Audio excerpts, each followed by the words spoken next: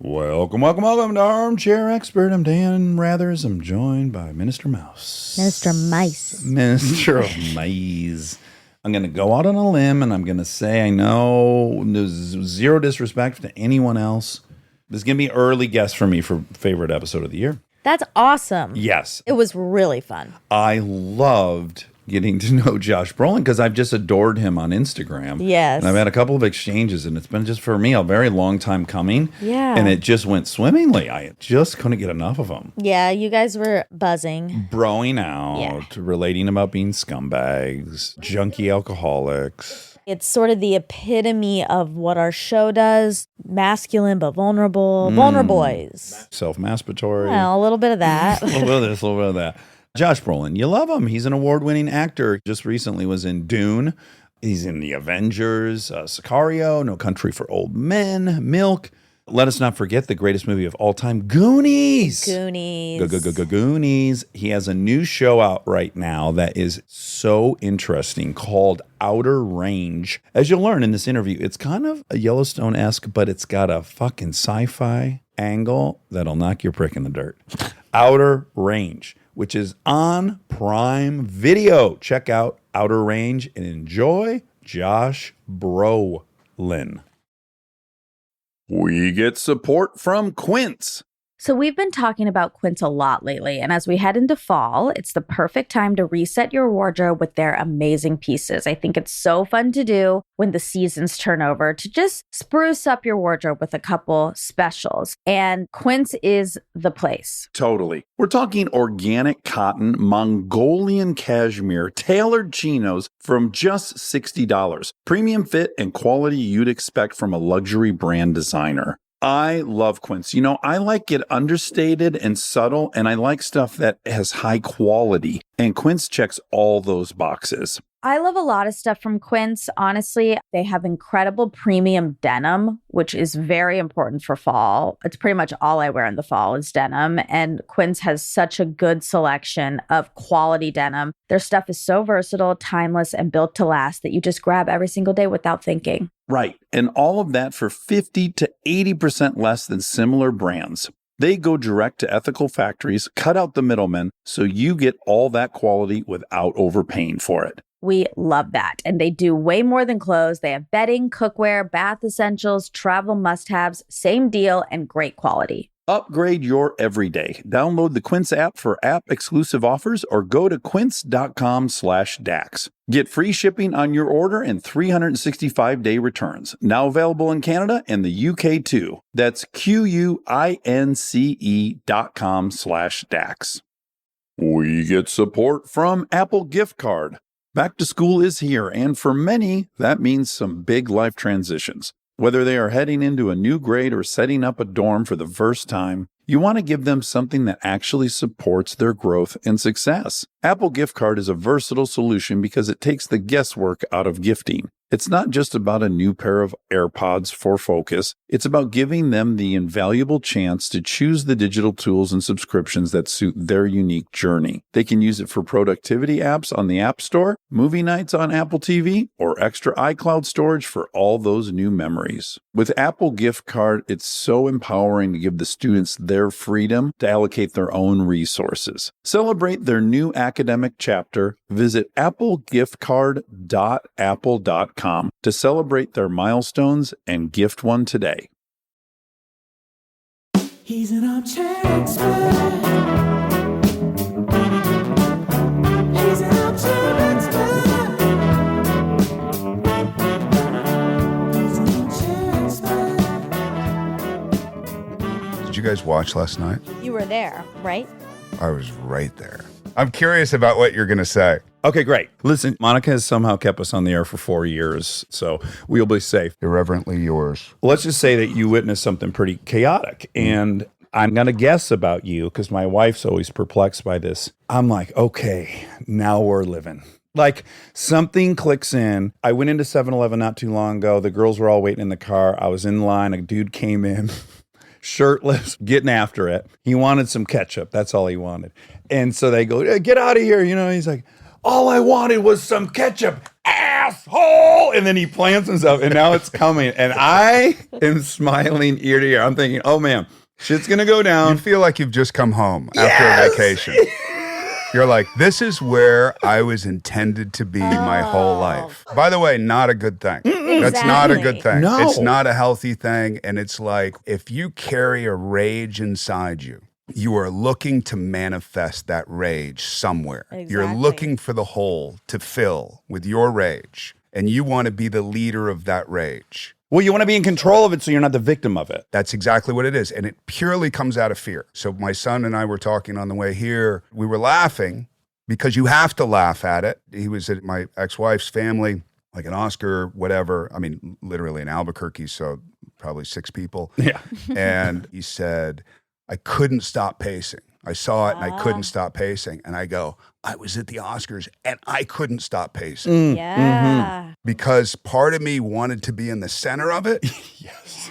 Do you know what I mean? Like, wait, Denzel's holding off this and that, and I want to know who the fuck's at fault. Right? You want to Yeah. hop right into the chaos. I'm so the opposite. You're the opposite. Oh, God.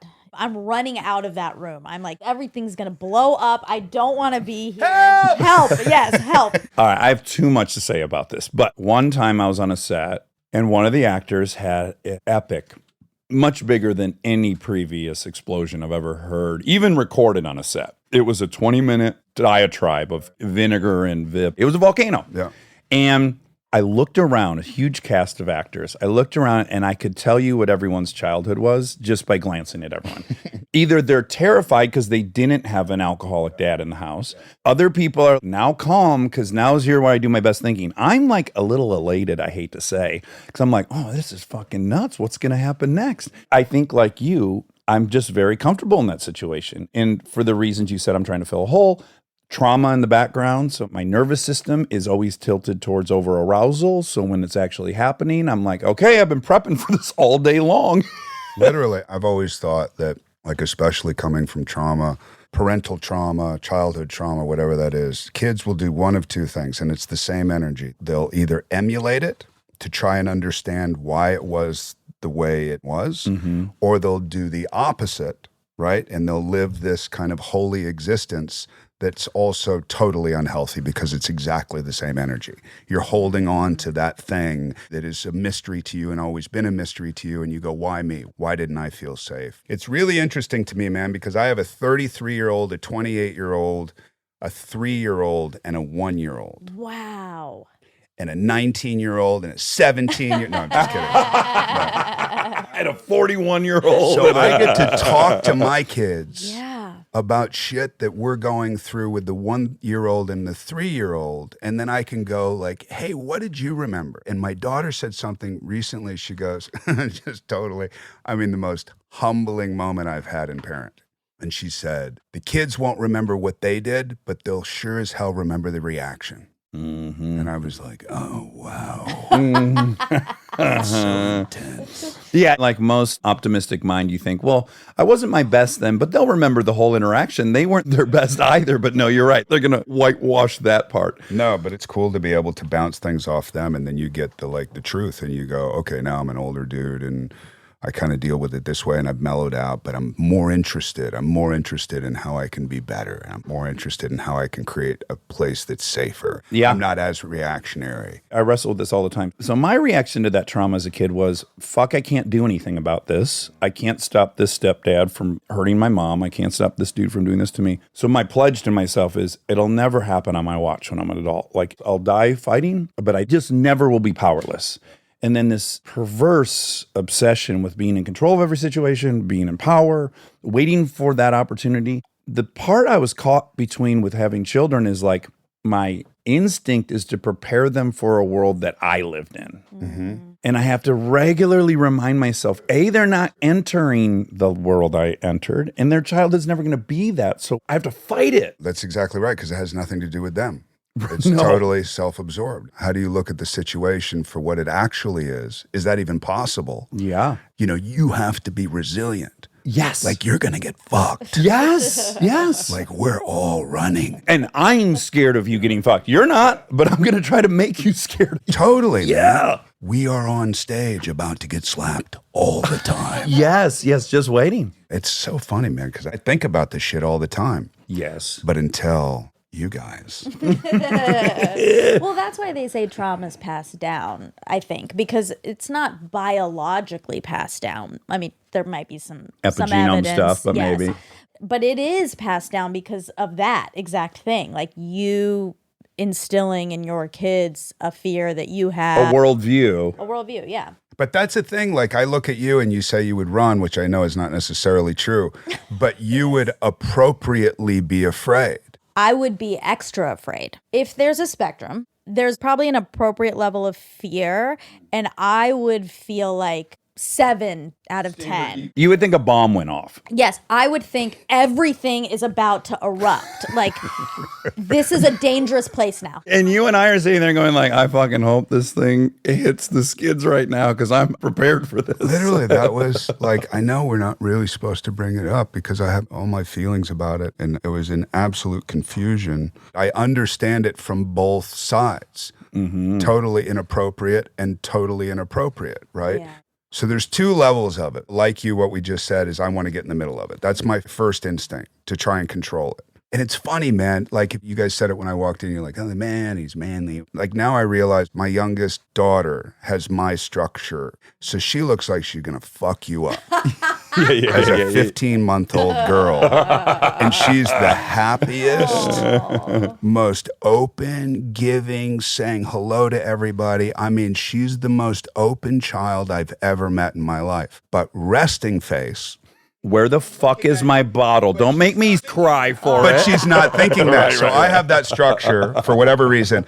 And then the other thing is that you cultivate a look that you carry with you all the time that has worked very well for my career. And then personally, I've had to slowly let that look go. It's kind of like having tattoos. Like, I have this one now. It's my son's drawing. But I used to be covered. And I had them all taken off. No way. And somebody asked me, why'd you have them taken off? And I said, I don't need them anymore. And plus this, along with this, Yeah. It's intimidating. and that's what it's meant to be. It's Yeah. like, stay away from me, be afraid of me, because something bad will happen. But the truth of the matter, obviously, is I'm scared shitless, and I don't want to be in a position, even though I look like I always want to be in a position. And that's how to avoid that, is to project something that is a performance art. We talk about this all the time because my image is so cultivated. It's crazy. And when I look at my kids, I think, oh, could I have been that happy-go-lucky little fella?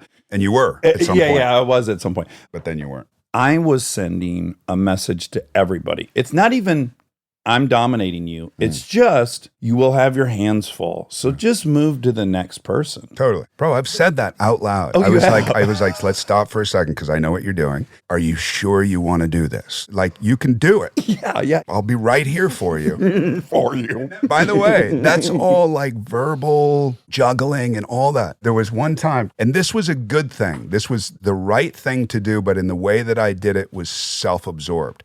And we were on the set of Gangster Squad. I can't remember what they were protesting, and we were downtown. I think we were in MacArthur Park or something, and Sean was there. And somebody was protesting, and he was drinking during this protest. And it was a righteous protest, and he came out of it, and he walked on our set. The PA says, hey, you can't walk here. He was in that mode already. Sure. Silverback gorilla mode. So then he started talking down to the PA. And the PA doesn't want to lose his job. So then that thing started, and he's loud because he's drinking, and I heard it. And I turned around.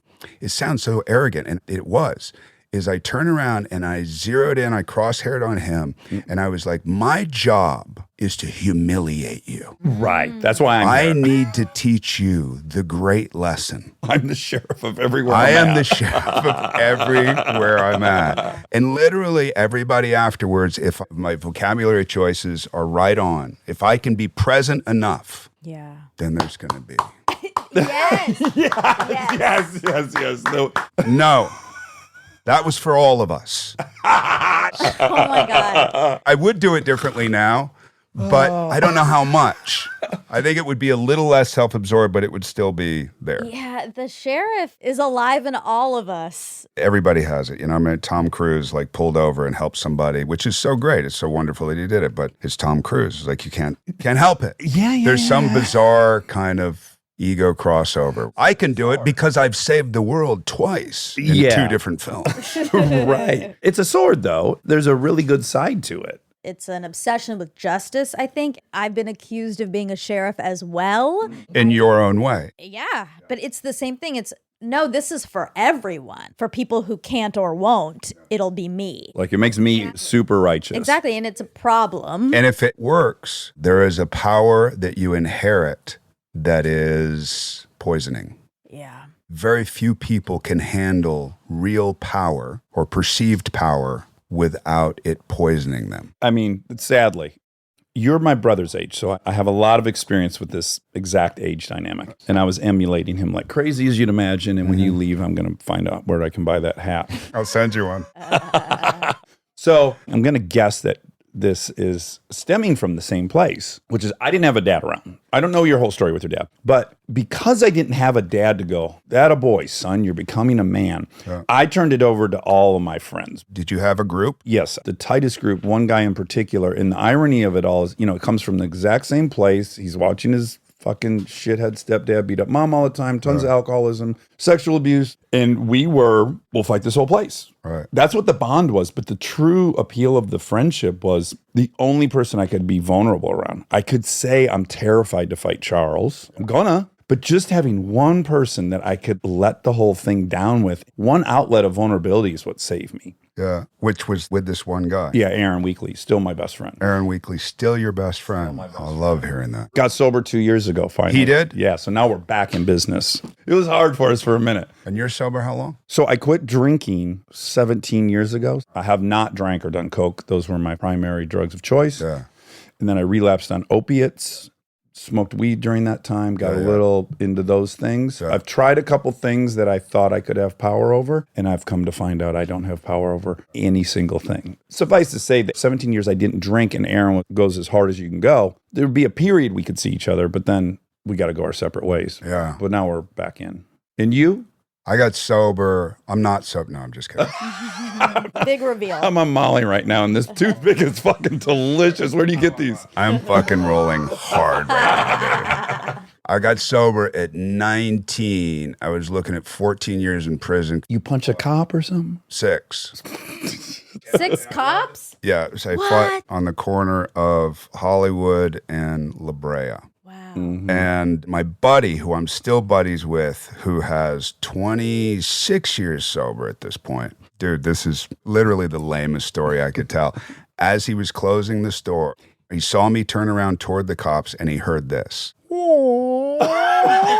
And that's the God's honest truth. And if you're too young to have seen Enter the Dragon, watch it. That's exactly what it is. I was, in my mind, Bruce Lee. And they kicked my ass so bad, and they hog-tied me. So I got sober for 3.5 years, and then I went back out. And then I got sober at 29 for 5 years. Yeah, and I should have kept that going. But then I met a girl, and then I knew immediately. In your head, you're like, maybe you start questioning it. Like, maybe if I just stay away from that and I do that, and you start kind of like positioning things. Coupled with, I'm older. Yeah, man. Again, if you want to get there, you'll find a way there.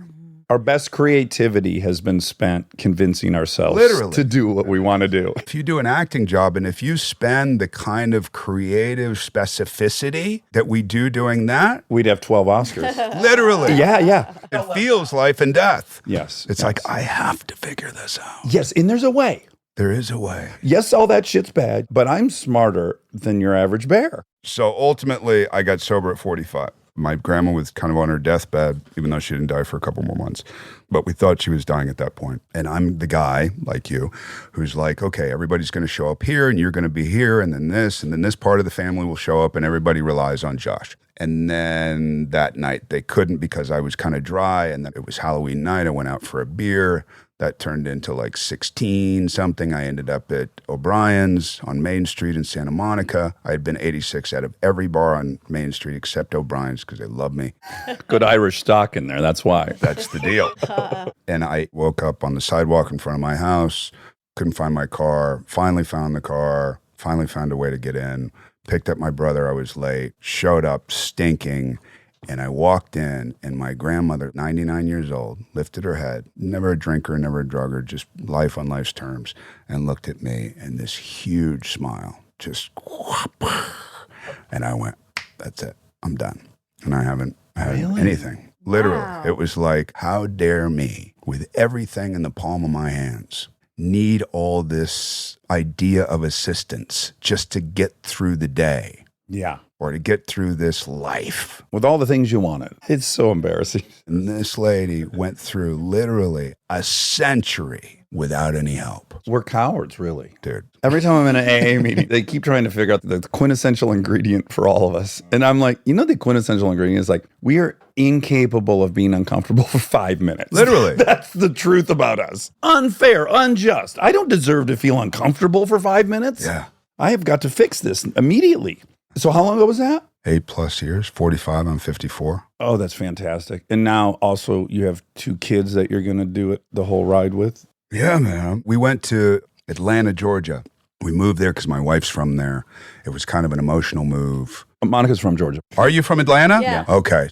We were in Atlanta. Our family's there. You get so much more for your money. I didn't really grow up in Santa Monica, but I was born in Santa Monica, grew up in Paso Robles, and then came back down here eventually, was in Venice, and you're in little shitholes, and you have to love it, and I love it. I love all that community. I love all that insanity. I love the diversity. I love the chaos. But I also like, because it's another extreme version, Yes. being up in Paso Robles, which is total silence. In the middle of nowhere, only nature, only the elements, and I love that equally. So I can Same. be that guy 100% and say, I'm never going back down south again.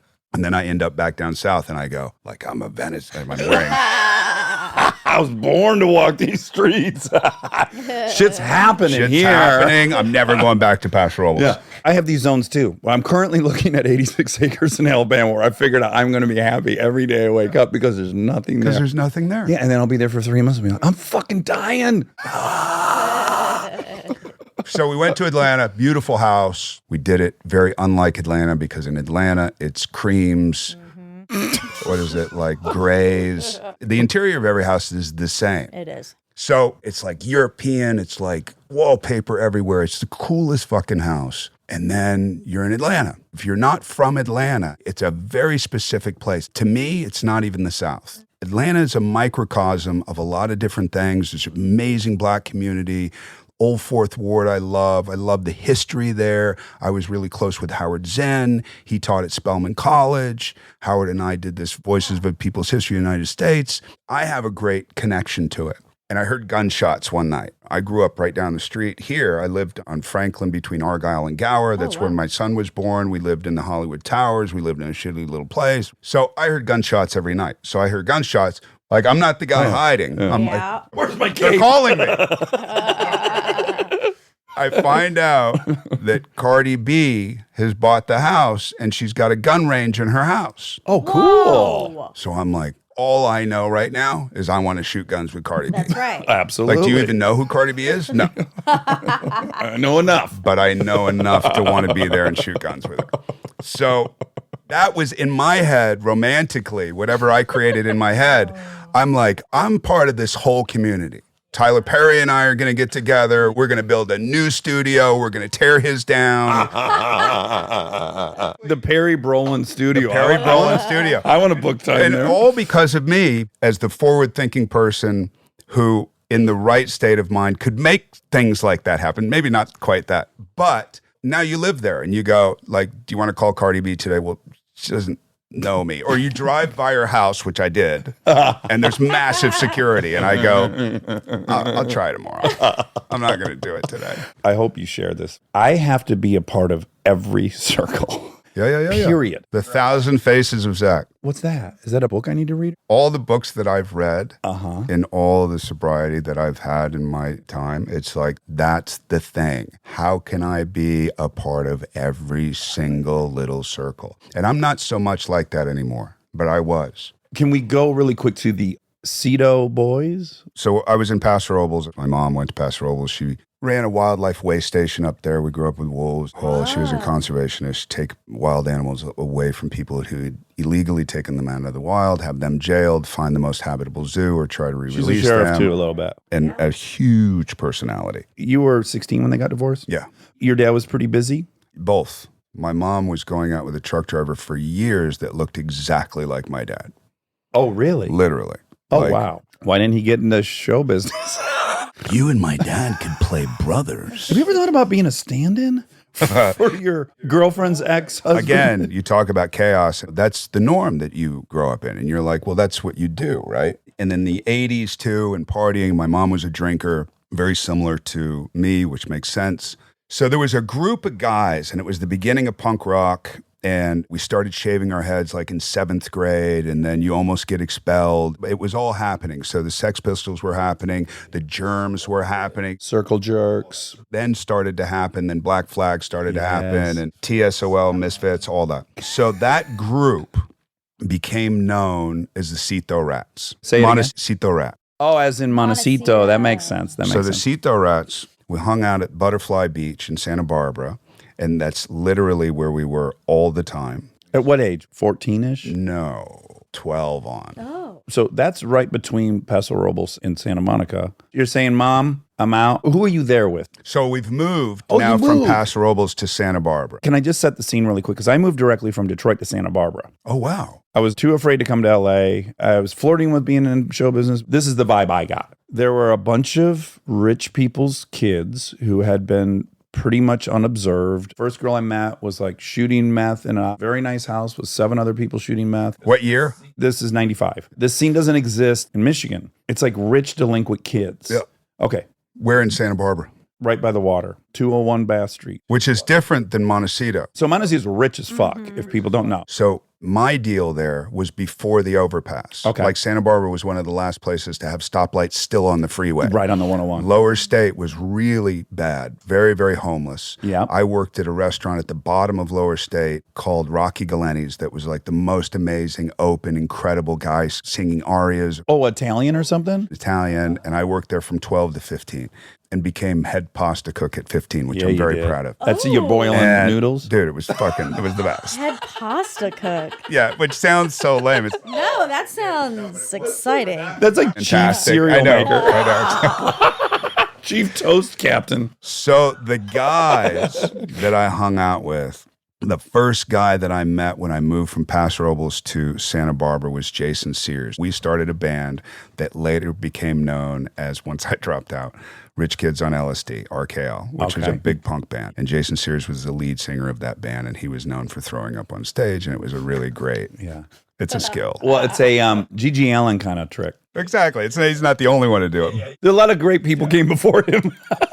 So that group, it was a mixture of really poor Santa Barbara dudes and the kids of very rich, neglectful parents. What a soup. But it was all based on, we have no group, we have no foundation, we'll be each other's parents kind of thing. So if you look at Bra Boys in Australia, if you look at Wolfpack in Kauai, if you look at, those surf cultures, all guys that I know, and most guys who are sober now, by the way, the guys who made it, we all look at each other. Dogtown and Z-Boys was a different generation, but that was a version of that thing down south. And it was heavily drug-induced, heavily drinking-induced. Can I add a layer? Yeah. Because, as you say, Dogtown, Z-Boys, the scene I was in, skater, punk rock, you're starting with dudes that were not on the football team. They were outcasts. And so when you come together as mutual outcasts and you bond over this kind of alternative sport as the gateway in, it's just a very specific experience. There's an ire towards the outside world because that's what you came to this. You weren't Yeah. a homecoming king.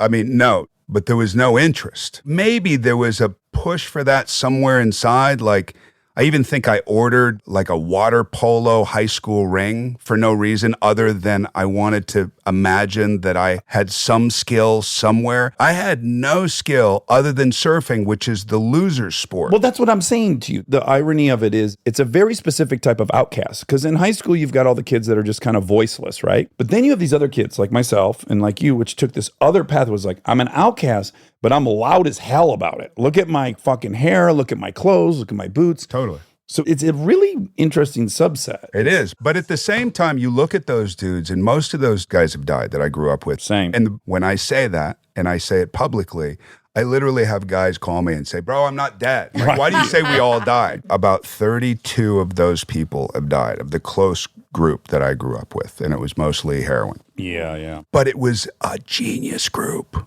Like, they were so creative and so smart. Jason Sears was one of the smartest human beings I've ever met. Chris Rest is still around. He's an incredible human being.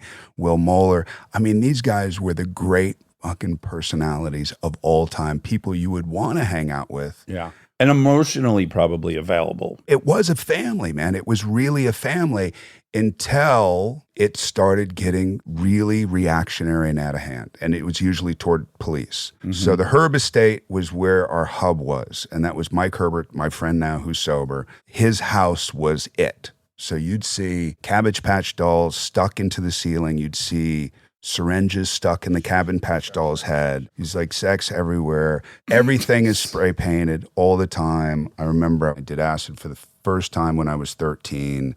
That was a good trip. Then I did it, of course, again that night. Yeah. That was gnarly. There was somebody's mother in the kitchen throwing up while I was tripping, which didn't really like jibe well with the trip. Yeah. Then it gets all kind of morbid and gnarly. And I'm saying this to him. And then I look over at you and I go, that's how unreal it was. Until I met my wife, I met her. I went to her house. She had like 8 or 9 people living there for free. So my first thought is like, oh, you're getting taken advantage of. I'm getting rid of all these people. The world only has wolves in it. That was my worldview. And as I slowly thawed around her and I started kind of giving these people a chance, I'm like, no, these are actually nice people. Oh, she's benefiting from this by being of service to them and sharing what she has. But man, it took years. And it also took her going, oh, by the way, your key identity tenet, which is like you protect people, makes people feel scared. I'm scared around you. I don't feel protected by you. I feel like anything could happen. She said that? Yeah. Wow. And I was like, ooh, that's not what I thought. Yeah. Everyone I grew up with loved that I was there for them Yeah. and that I would go to the next level. You're in a community that's all scary. That's right. in some Everyone's way. terrified. Yeah. So that to me was, I don't know who I am if I don't meet the person who reminds me of the part people actually like about me and reminds me of the part people actually hate about me, which I had it flipped. If you're lucky enough to leave your little pocket, you can bring vestigial shit with you that's completely counterproductive to everything you want to And do. has and be. nothing to do with where you are. No. Part of me says, oh, I'm not Cito Rat anymore. And even though I get shit maybe from those guys in the beginning of like, oh, you think you're so hoity-toity and Goonies, are you joking? What are you doing? You know what I mean? Most seminal movie ever made. Right. And then you take it from there and then you remove yourself for long enough where you're like, wow, I actually have something that I want to pursue. Or there's things about myself that are being revealed that I actually want to take further and know more. And like, I'm curious now. And now books are opening up to me. And you're like, wow. Or you're seeing movies and you're like, holy shit, performance and what is character and what is storytelling. And the whole world opens up. But like you say, you pull things along that you don't know. And I catch myself. I still catch myself doing this. And sometimes for the right reasons. It's just the way I deal with it is not okay. Is I start demonizing. Literally, I'm like the happy guy. I'm the most inclusive guy. And then suddenly I go, whoa, why are you here? Yeah. Why are you in my house? Like I did that when the kids were born. What kind of brings it out of you, right? Laird Hamilton, and we were all like together and it was our thing and we were all working out and it's great and it's fun. And then the kid was born and then people would say, hey, can I come over? And they'd be talking to me. And all I'm thinking is all you're doing is taking time away from me and my kid. So I have to not like you anymore. Right. And it's weird, man. Because you don't even know that's happening. I don't even know it's happening. I'm guessing you pinpoint, oh, I just figured out one of their intentions. I'm constantly radaring. Totally. Okay, I know what this guy wants. That's fine. I can live with that. I know what this gal wants. That's fine with me. Ooh. Yeah. I know what this person wants, and this is an issue. Do you say it to them? I run it by my wife. That's so smart. I do. And I get greenlit probably 1 in 15 times. Right. 1 in 15 times. That's not a good ratio. Well, But it's good that you run it by your wife. there's even public personalities, right? Like I said to her, if we ever saw Tucker Carlson, can I just drop that motherfucker? And she goes, you can do that. You can. Yeah, I got a green light. There's your on one. Yeah. Stay tuned for more Armchair Expert, if you dare. This episode is brought to you by the new Max original comedy series, Stuart Fails to Save the Universe. From the world and creators of The Big Bang Theory comes a new comedy series. Stuart Bloom, comic book store owner and lovable underdog, accidentally breaks a device built by Sheldon and Leonard and kicks off a full-blown multiverse Armageddon. Now, he's on a mission to put reality back together alongside his girlfriend Denise, a geologist named Bert, and physicist Barry Kripke. Along the way, they're running into alternate universe versions of characters you already know and love. Check out the new Max original comedy series, Stuart Fails to Save the Universe, now streaming exclusively on HBO Max with new episodes Thursday at 9 p.m. Eastern. Subscription required. This podcast is brought to you by Squarespace. We've talked before about Rob building our website on Squarespace, and I bring it up again because it's a perfect example of what they do well. Rob had all the pieces, the content, the vision, the ideas, but he needed something to actually take all that and make it public facing. And Squarespace was that bridge. Maybe you're in the same spot. You've been developing something, a business, a skill set, a body of work, and it's been private. It's been yours. But at some point, you're ready to put it out there. And that transition from private to public can feel like a huge leap. Squarespace makes it feel like a step. Beautiful templates, built-in SEO, email campaigns, scheduling, analytics, everything you need to go from I've been working on this to here it is, come find me. All in one place, no code, no stitching together a bunch of different tools. So if you've been sitting on something and waiting for the right moment, this might be it. Head to squarespace.com/DAX for a free trial. And when you're ready to launch, use offer code DAX to save 10% off your first purchase of a website or domain. This episode is sponsored by BetterHelp. You've heard us talk about BetterHelp for a while, but I don't know that we've ever talked about how much people love this service when they use it. BetterHelp has an average live therapy session rating of 4.9 out of 5 based on over 1.7 million client session reviews. And you can check out the reviews yourself at betterhelp.com/reviews to see how much they love BetterHelp. Knowing that kind of service feedback from real people speaks for itself. I'm a huge proponent of therapy, as we've talked about before. I've learned so many things about myself that I believe truly only an outside, objective person could help me come to. BetterHelp makes it easy to get started. Answer a few questions, get matched with a therapist based on your needs, and switch therapists at any time if it's not the right fit. See the reviews, see what stands out, and see if BetterHelp is right for you. Visit betterhelp.com/DAX. That's betterhelp.com/DAX. Back to school starts now. Get long-lasting battery life on the Dell XPS laptop powered by Series 3 Intel Core so you can work from anywhere. Now starting at $699 with exclusive student pricing starting at $599. Complete your setup with savings on select monitors and must-have electronics and accessories. Limited time deals and free shipping on PCs and more await you at Dell.com/deals. That's Dell.com/deals.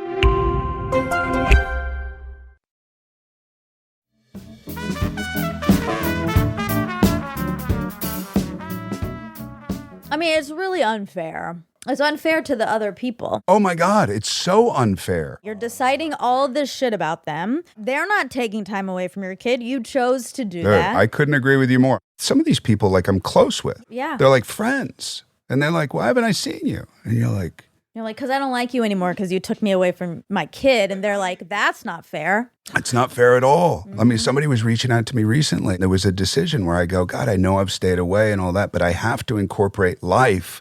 Then we get into a whole other thing, which is a hero thing, which is, okay, we came from a lot of space in Atlanta. We have a ranch up north. Like, I humbly say this. We have Malibu that's being extra built right now. So we're back in 1,400 square feet. So we're in one room right now. I'm in heaven. How much do you love a hotel room with your family? Dude. I'm like, oh, I can control this little space. And it sounds horrible, but there's something also really beautifully romantic about it. As I woke up this morning, we went to the Oscars last night. You're kind of being pulled in different directions. You're yelling to everybody. You live in Venice? Where? You know what I mean? And then you get home and then you wake up with a 1-year-old against your torso on the floor. Well, it's intimate. And it's intimate. So that's the plus. Well, and it reminds you of your primary purpose. It right sizes everything for you. Which I think is a big, big thing with me in our business, what we spoke about in the beginning, the power. And I always say perceived status. Because does it really exist? And if it does exist, how long is it going to last? Night before the party or coming home for the party for me? That's exactly right. It's like, where are you now? And I always say, like, oh man, you're doing so well right now or whatever. I heard for 20 years, like, dude, it's right around the corner for you. And I remember saying, I'm okay with where I'm at, but how close is the corner? Is there something better always? Or am I cool with just my Honda? Yeah. Like, I'm okay. I'm surviving. I'm able to feed my kids, put my kids in school, buy clothes. I'm good. And I really was like, good. And then things happen. You get a role or whatever, and things kind of take off. Then you have money. And then what? So I was always very scared about that kind of strutting. Well, what I do, this was kind of at play in the opiate relapse. I think some people might have thought like, oh, I get it. Like all of a sudden you had this huge podcast and that kind of went to your head. And it's true, but not in that way. It was just, I could lean on something. You lean, and the inevitable consequence of leaning is laziness. And when we talked about how the addict can so perfectly come up with the story that finally makes sense and gives permission. Yeah. The real lie in it for me is all those machinations are how I will get away with it. How will I do this where either no one knows or it doesn't affect my life? Yeah. And I always leave out, how will I feel if I succeed at all this? That's the part I never want to bring in. Like, oh, by the way, you'll feel worse than you feel right now. Forget getting away with it. Forget managing it. You'll feel a void. Yeah. That's displeasurable and not preferable to your current state. All the stuff that we're talking about is all in the soup of it. And the truth of the matter is the perspective now has totally changed. That's the thing with progressive sobriety. And I said this recently. It was like, don't leave before the miracle happens. I'm like, what the fuck does that mean? Like, what big miracle happens? And the realization, at least for me personally, is it's not one big miracle. It's a bunch of miracles. And they keep happening. And they actually get more and more and more. And you're like, now at 8 years plus sobriety, things are happening now that could never happen at 6 years, couldn't have happened at 4 years. Tony Hopkins, who I think is a well-known sober guy. A pillar. When he said to me, he was like, how fucking great is it that we're like this? And I was like, what do you mean? Like, what a great way of putting it. What does that mean? Yeah. He goes, well, it's just edgy. It's just angry motherfuckers. And I go, what? Like, I've never heard this. That's what's great Like, about I'm this. all like, hey, man, like, do you meditate today? And then he goes, yeah, guided the right way. We have such a drive to do shit. Like, we're interested in everything. We're insatiably curious. We want to get in there, but not guided the right way. It's horrible. Bing. Literally, I was like, I want to hang around with you all the time. Yeah. Because that's the mentality of sobriety that I had never understood. For me, it was like, if you get sober, dude, you got to stay home. Right. And you have to wave at people living. How is it? Is it fun? I'm sober. And I'm like, how can it possibly be as fun as being a Cito rat in Santa Barbara, punk rock, surfing motherfucker, getting kicked out of school? We used to hang out at this place at Santa Barbara High called The Gate. And I remember the tennis coach saying, see those guys over there? That's what you don't want to be in this lifetime. And I literally heard it. There was a pride. I was like, yeah. Of course. It's the same punk rock thing. Like, I'm going to take myself out of the game you're playing. And in fact, when you're critical of it, it's more proof for me that I somehow have made the right choice. Totally. I want to go back to that miracle thing because I don't think I've thought about it in a way until you just said it, like these little micro miracles. Yeah. I'm always preparing for the moment where the shit hits the fan. But in the absence of consistent wreckage, which I constantly created when I was fucked up, Right. But I think over time, what time can give you is like, there hasn't been any shit. So what am I preparing for? You flip the thing to like, I haven't seen any chaos or carnage in a minute, maybe life could be that. And you're just kind of getting little micro hits of that proof that no, there's like this whole other version of life. I think there's another thing in the middle there too, where you're like, wow, there's not chaos. And then when there's not chaos, you create your own chaos. Big time. So the miracle thing for me is humility starts to feel really attractive because I go, fuck yeah, another lesson. And I know I'm going to get the revelation, and I know I'm going to like the revelation because it's not only going to make my life better, but it's going to make other people's life better around me. And that's a whole different thing that started to happen that has never been a part of my life. For me, it's been about like, yeah, I read more books than you. Yeah, I'm writing more shit than you. Yes. I'm working harder. I sleep 2 hours a night. What do you sleep? There wouldn't have been room in this room for both of us. No, there wouldn't. 10 years ago. There wouldn't. Oh, you read all the Bukowski books? Did you read the biographies? Yeah, all of them. Oh, yeah. Did you go over to his house where he grew up on Edgemont? Went to Lowell, Massachusetts for Kerouac. Have you typed a letter on Sean Penn's typewriter that he owns of Bukowski? You probably have. I'm making shit up. Sean's my buddy. And by the way, in this community, then how did I try to recreate Cito Rats? So me, Sean, Mickey Rourke, another version of All that. my idols. Well, you're looking at 87 and Mickey's hanging out with the Hells Angels. Now that you have space and you look back and you can laugh at it because it's funny, you're like, nobody can hang around the Hells Angels and think they're a Hells Angel for any amount of time because the Hells Angels will remind you, you have nothing to do with this. That's right. Oh, I'm sure you would know too. I remember I got so geeky interested in the fact that Belushi hung out with the Outlaws and they came to the SNL taping and the Hells Angels were going to firebomb. I was like, oh, look at this cross-pollination of everything I love. But then you look back at it and you're like, those are great things that kind of propelled you into being more curious, reading more. I just have come to terms with this. My motive, unfortunately, was first I had to be tough. Like physically, I had to be not afraid. And then it was I got in an argument with someone when I was 19 and they blasted me. I didn't know what the fuck I was talking about. It had to do with history. And I thought to myself, I cannot get outmaneuvered like this ever again. Intellectually, I got to go to college. Like, I went to college to have control over that too. I read all the books so that you couldn't get me into a corner. Totally. I wish it was just some other motivation, but it was like, wherever the battlefield is. And that goes back into that thing that you were talking about of like jack of all trades, master of none. Sure. Why? I can blend into any group. I got enough information in every skill to be able to maybe out-talk, even to the point, by the way, of going to like therapy and being able to out-therapy therapists. Yep. Which I've done numerous times. And you've talked yourself out of not only like hundreds of dollars or thousands of dollars, but for what? And that's my vanity too, because if I were to let them come to a conclusion I didn't see myself, I would be embarrassed. Yeah. So how are they going to help me? Here was my problem. Here's what I figured out. There was my solution. Thanks for listening. Thanks for listening. And can I help you? Yes. Where that's the ultimate win. They go, God, it's funny you mentioned that because my wife the other day, and I'm like, yes.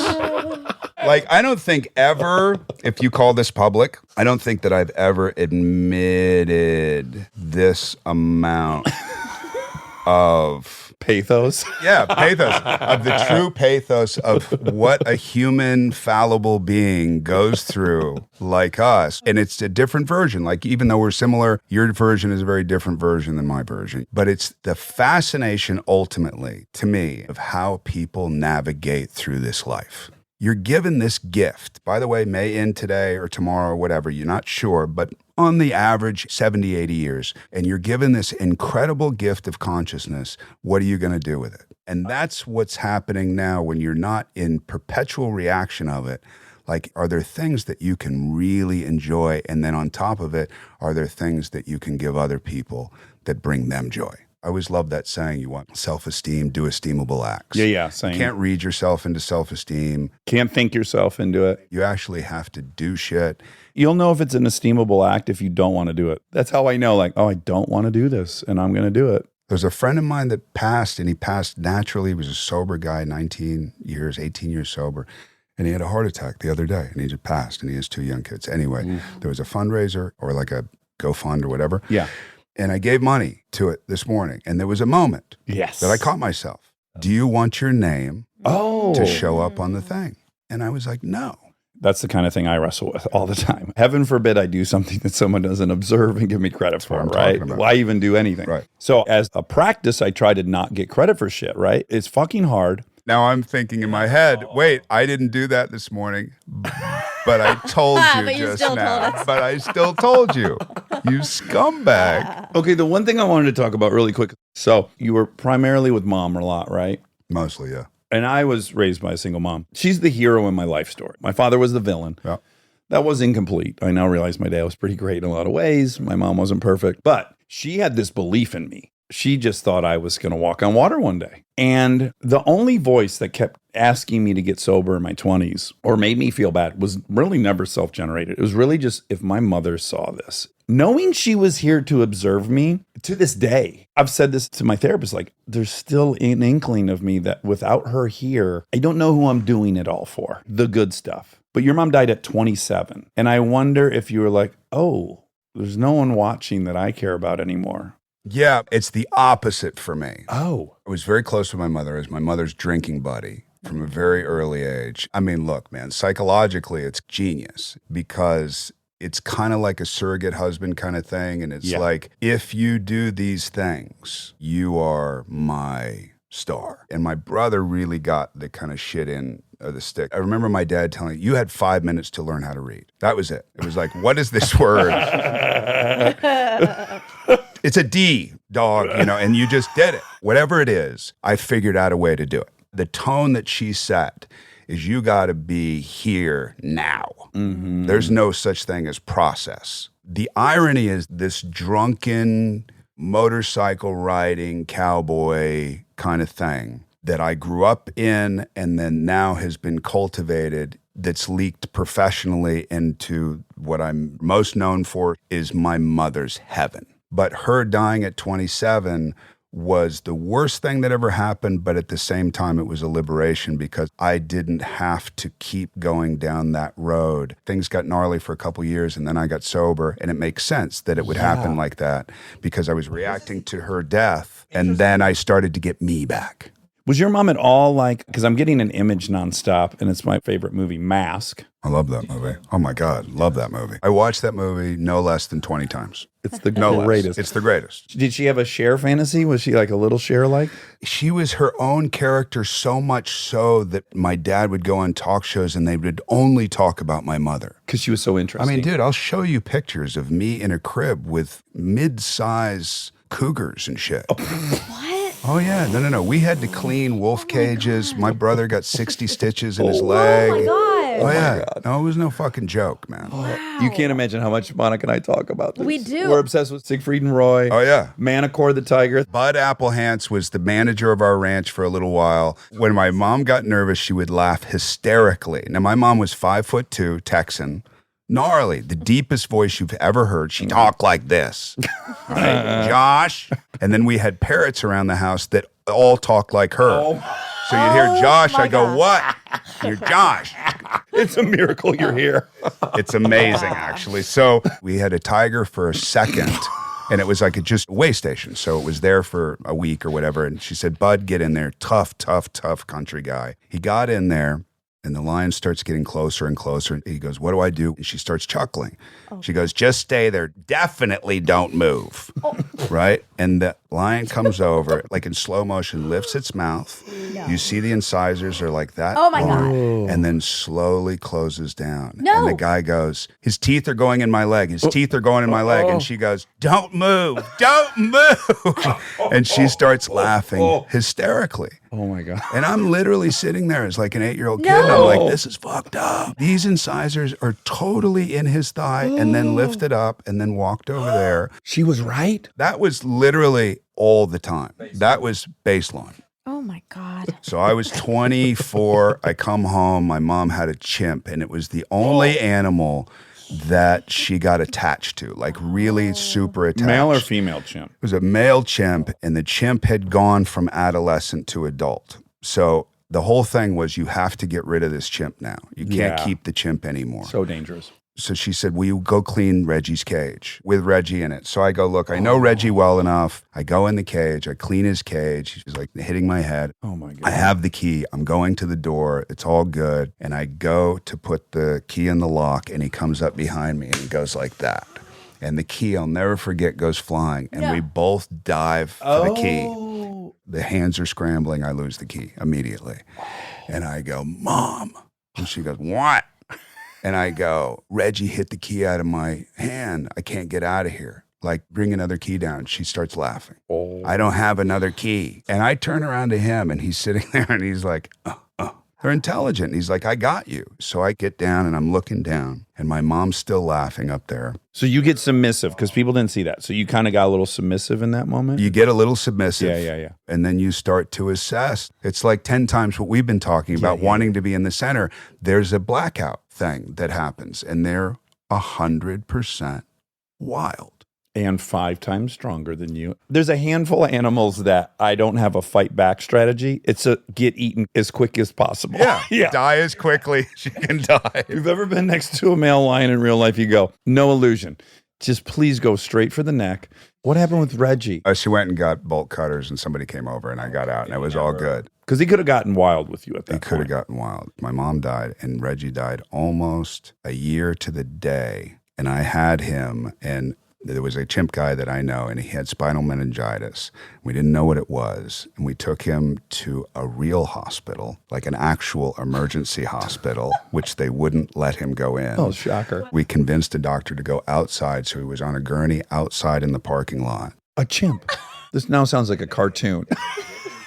I said, don't give him an opiate, because he won't be able to garner the strength to be able to take a breath, because he was having a lot of trouble breathing. Right.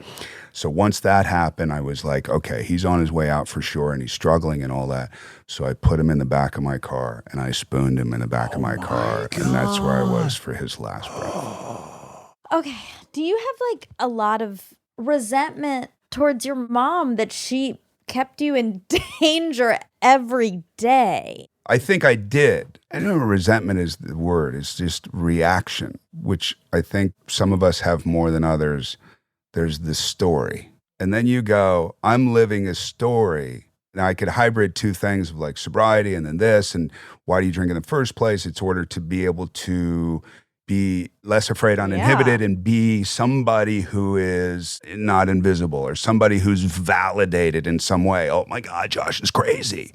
Well, if Josh is crazy, Josh exists. And my mom was the same way. My mom was a full-blown character, and had my mom not been that character, who would she have been? Just another person. And that's not something you do in my family. So do you resent it in the way that you go, what would you replace it with? You want your parents to be a safety net. You want to be able to be a kid and make mistakes, which are developmental necessities to healthily grow into an adult. When you're unable to be able to have the padding of healthy parents, protection, then you're not hitting any of those milestones. So you're parenting your parents by the time you're 6. You're like, these people can't fucking take care of themselves. That's when you become a control freak. I mean, that manifests in so many different ways. Like I was just talking to my wife about, like, my shoes have to be in a certain spot. I have shirts color coordinated and all that, but I wear the same fucking thing every day. Right. Heaven forbid you get the wrong black t-shirt out. You know what I mean? So I don't know if resentful is the right word. Maybe. Well, I actually think that would end up being a part of some therapy still down the road for you and I feel like I'm a bit on the verge of it, which is like making space to be angry about it. Yeah. Like right now, it's just like, I like who I am. Those things made me who I am. I don't know if I don't have the fucked up childhood. You and I are sitting here talking, but making room for the like, no, that was unfair. Yeah. That fucking sucked. And I can tell you about it. And I have a timeline like it sounds like you do. But I just, for the very first time 2 months ago with the new therapist, I told the whole timeline and I started crying. That's never happened. So I'm like, oh, I intellectually have it all because I got to jump to the end thing so you can't embarrass me by knowing it before I do. But in doing that, I never have the emotional experience of any of that. Yeah. I'm trying to get into that. It's interesting because I have, very much so. And when I stopped doing therapy, it was therapeutic for me.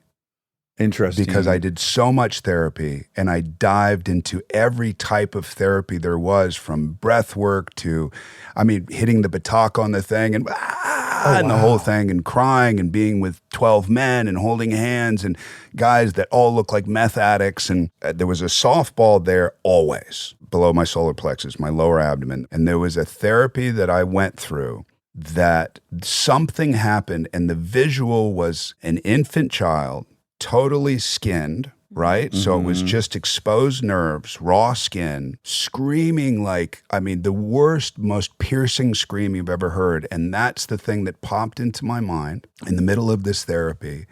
And that threw me into a crying jag. And that softball was never there again. And I've never felt it again. Through what version of therapy? I don't know. It was some one of the many. It was, that I can't remember right now. But yeah. Ooh. So I think the therapy and getting into it and all that can be helpful in some ways that I've experienced personally. But I also think now I'm back to, like, it was what it was. Intellectually, if I stay out of my head and try to stay in my heart, I'm good. Yeah. If I remember that every day, if I deal with my kids through my head, I deal with them from a parenting standpoint completely different than if I go, okay, bring that down to here. Yeah. Okay, now make breakfast. Okay, two last things, and we're going to talk about We should start this podcast. Yeah. Rob, hit record. I know, I got to touch on one or two professional things. One is just, I had never been asked to audition for the Coen Brothers, but when No Country for Old Men came around, they were open to seeing a bunch of people they had never been open to see, and they were allowing a lot of self-tapings. Yeah.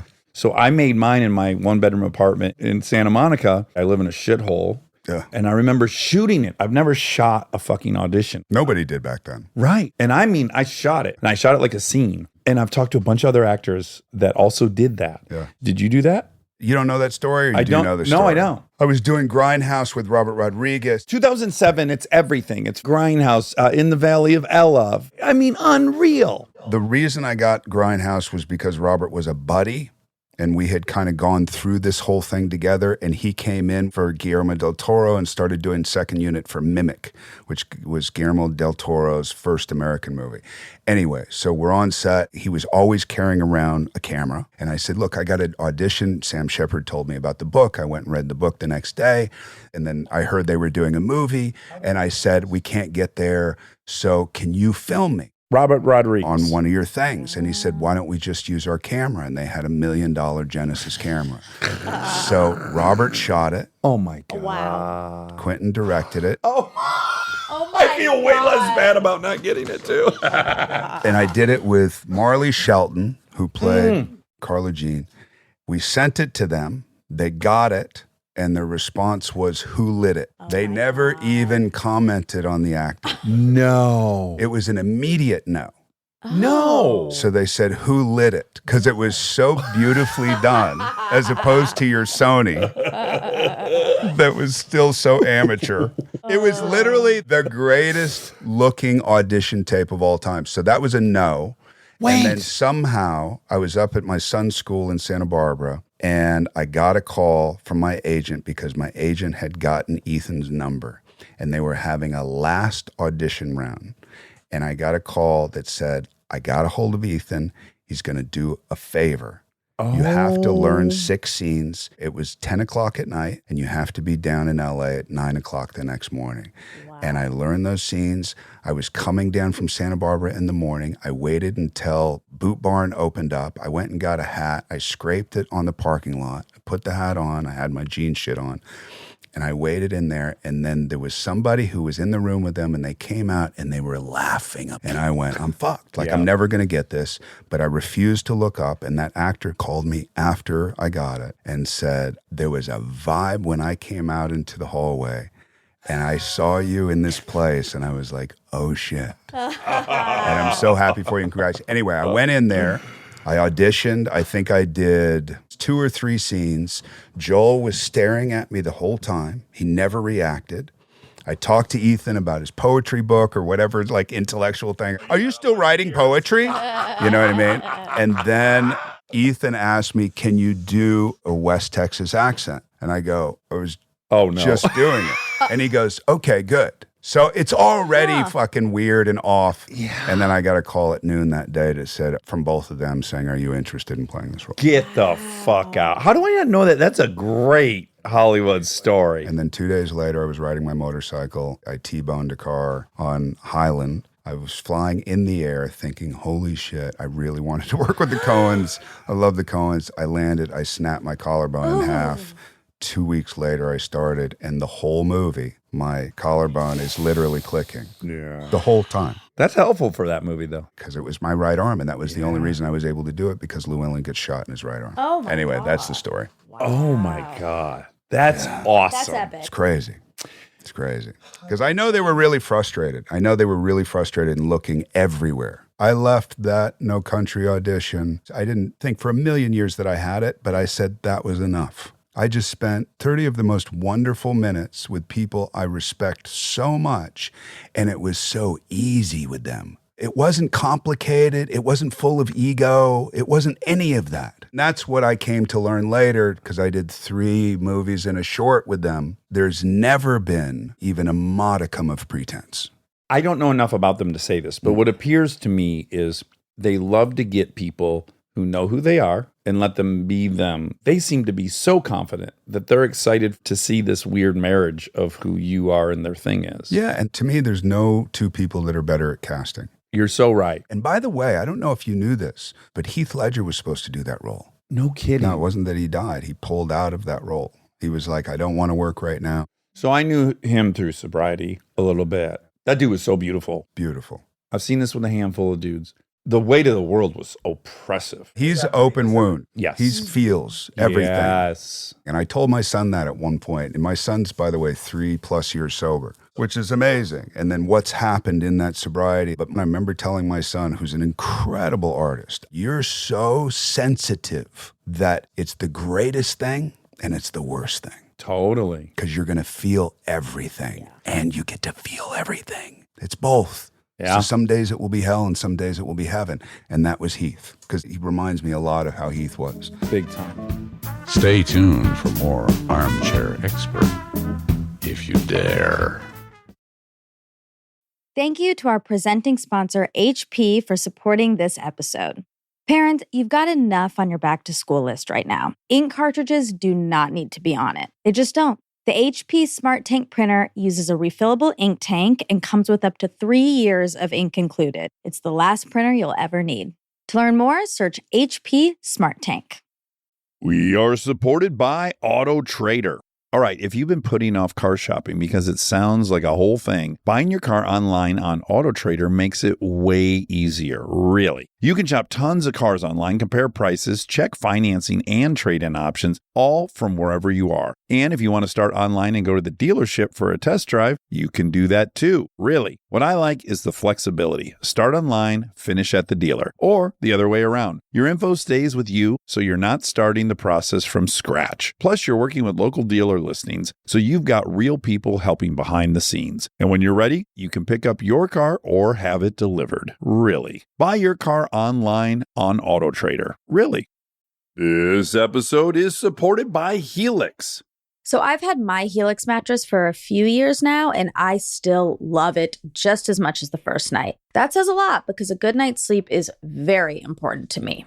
Sleep is everything. And what's great about Helix is that it's not a guessing game with finding the right mattress, because they have over 20 models, so you can find the one that actually fits how you sleep. And with that summer heat upon us, Helix has cooling upgrades that can get you the best rest even on hot nights. I have a Helix Midnight Luxe mattress. I really like the level of firmness it has, but that might not be right for you. They have so many options, and you just go take the quiz and it is perfectly matched for your needs, which is incredible. I also highly, highly recommend the cooling upgrade, especially in the summer. It makes your sleep so much better. If you're still tossing and turning on a mattress that's not working for you, just trust us on this one. Go to helixsleep.com/armchair for 20% off site-wide. That's helixsleep.com/armchair for 20% off site-wide. helixsleep.com/armchair. We get support from Skims. Oh man, do I love Skims. I've been living in the Skims lightweight cotton collection all summer, and I have to tell you, getting dressed has become so easy. I just throw it on. It just feels right immediately, whether I'm grabbing coffee or I'm on the couch all day or I'm out, even going to dinner. The cotton is so lightweight and breathable, which in this heat is a non-negotiable. The cotton jersey t-shirt, I just need everyone to know about this one. This one hugs in all the right places. It's very soft and it still looks and fits the same after months of washing, which is very hard to do, I feel, with t-shirts. I've been wearing the black cotton jersey t-shirt with basically everything all summer long. It goes great with any patterned skirt or shorts or pants. I mean, anything truly. I believe that's probably my favorite piece from the cotton collection, but they also have great lightweight cotton thongs that are so comfortable and they're cute. That is a very, very hard mix to achieve, especially with undergarments. I feel if you can find some that are cute, but also comfortable and do the job, that is a win. And Skims has really, really figured that out with the lightweight cotton collection. Shop Skims Cotton and all of my favorite pieces at skims.com. After you place your order, be sure to let them know we sent you. Select podcast in the survey and be sure to select Armchair Expert in the drop-down menu that follows.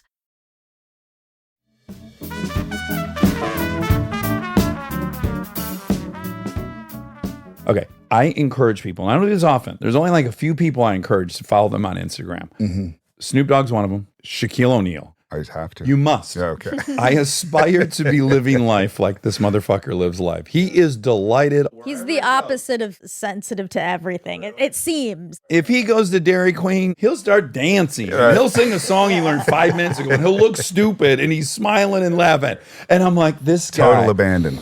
I love him. I love him. I love him. Okay. You're one of my very favorite people on Instagram. I think I went to your page because I just fucking idolize you as an actor. I think you're so cool. But then I saw it following you on Instagram. It doesn't shock me now that I know you like Bukowski and that you like literature.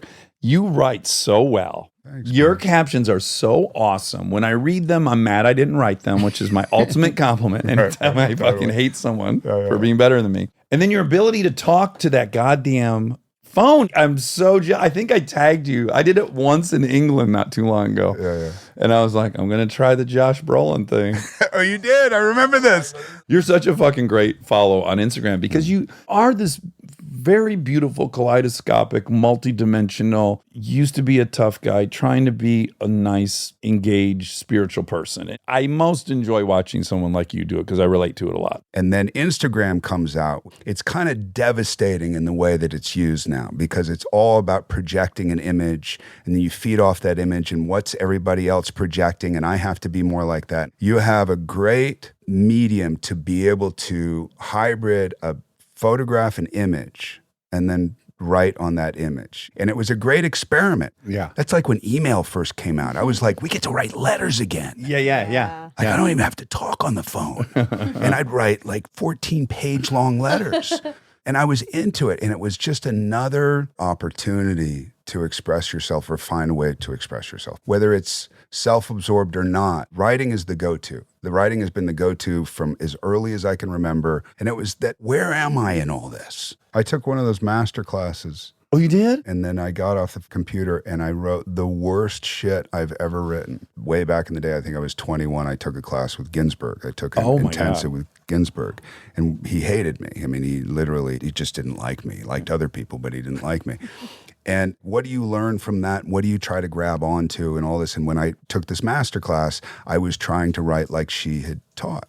And again, I got away from my voice, and there's a music to it. There's my own music to it. And it's almost like when I would direct theater, a lot of times without even knowing it, I would direct theater and I'd have my head down. Like, there's this rhythm. And that just worked for me. It was like, is this the music? Is this the composition that I'm intending? It's fun when you start to find your own voice, man. And it doesn't matter what other people say. Like, I mean, I love Instagram because people, obviously they can say whatever they want without any consequence. But can you just write a line? Yeah. Can you just comment on the picture? You know what I mean? Do you have to write so much? I know. I go, you don't have to read it. All you got to do is scroll past it. Unfollow. I'm okay with it. Instagram didn't come pre-downloaded with my fucking Exactly. page. I only follow you. Can you do what I want you to do? I would like call these people out. Not people would say that, but you'd get gnarly political shit. And I would say, dude, fucking call me.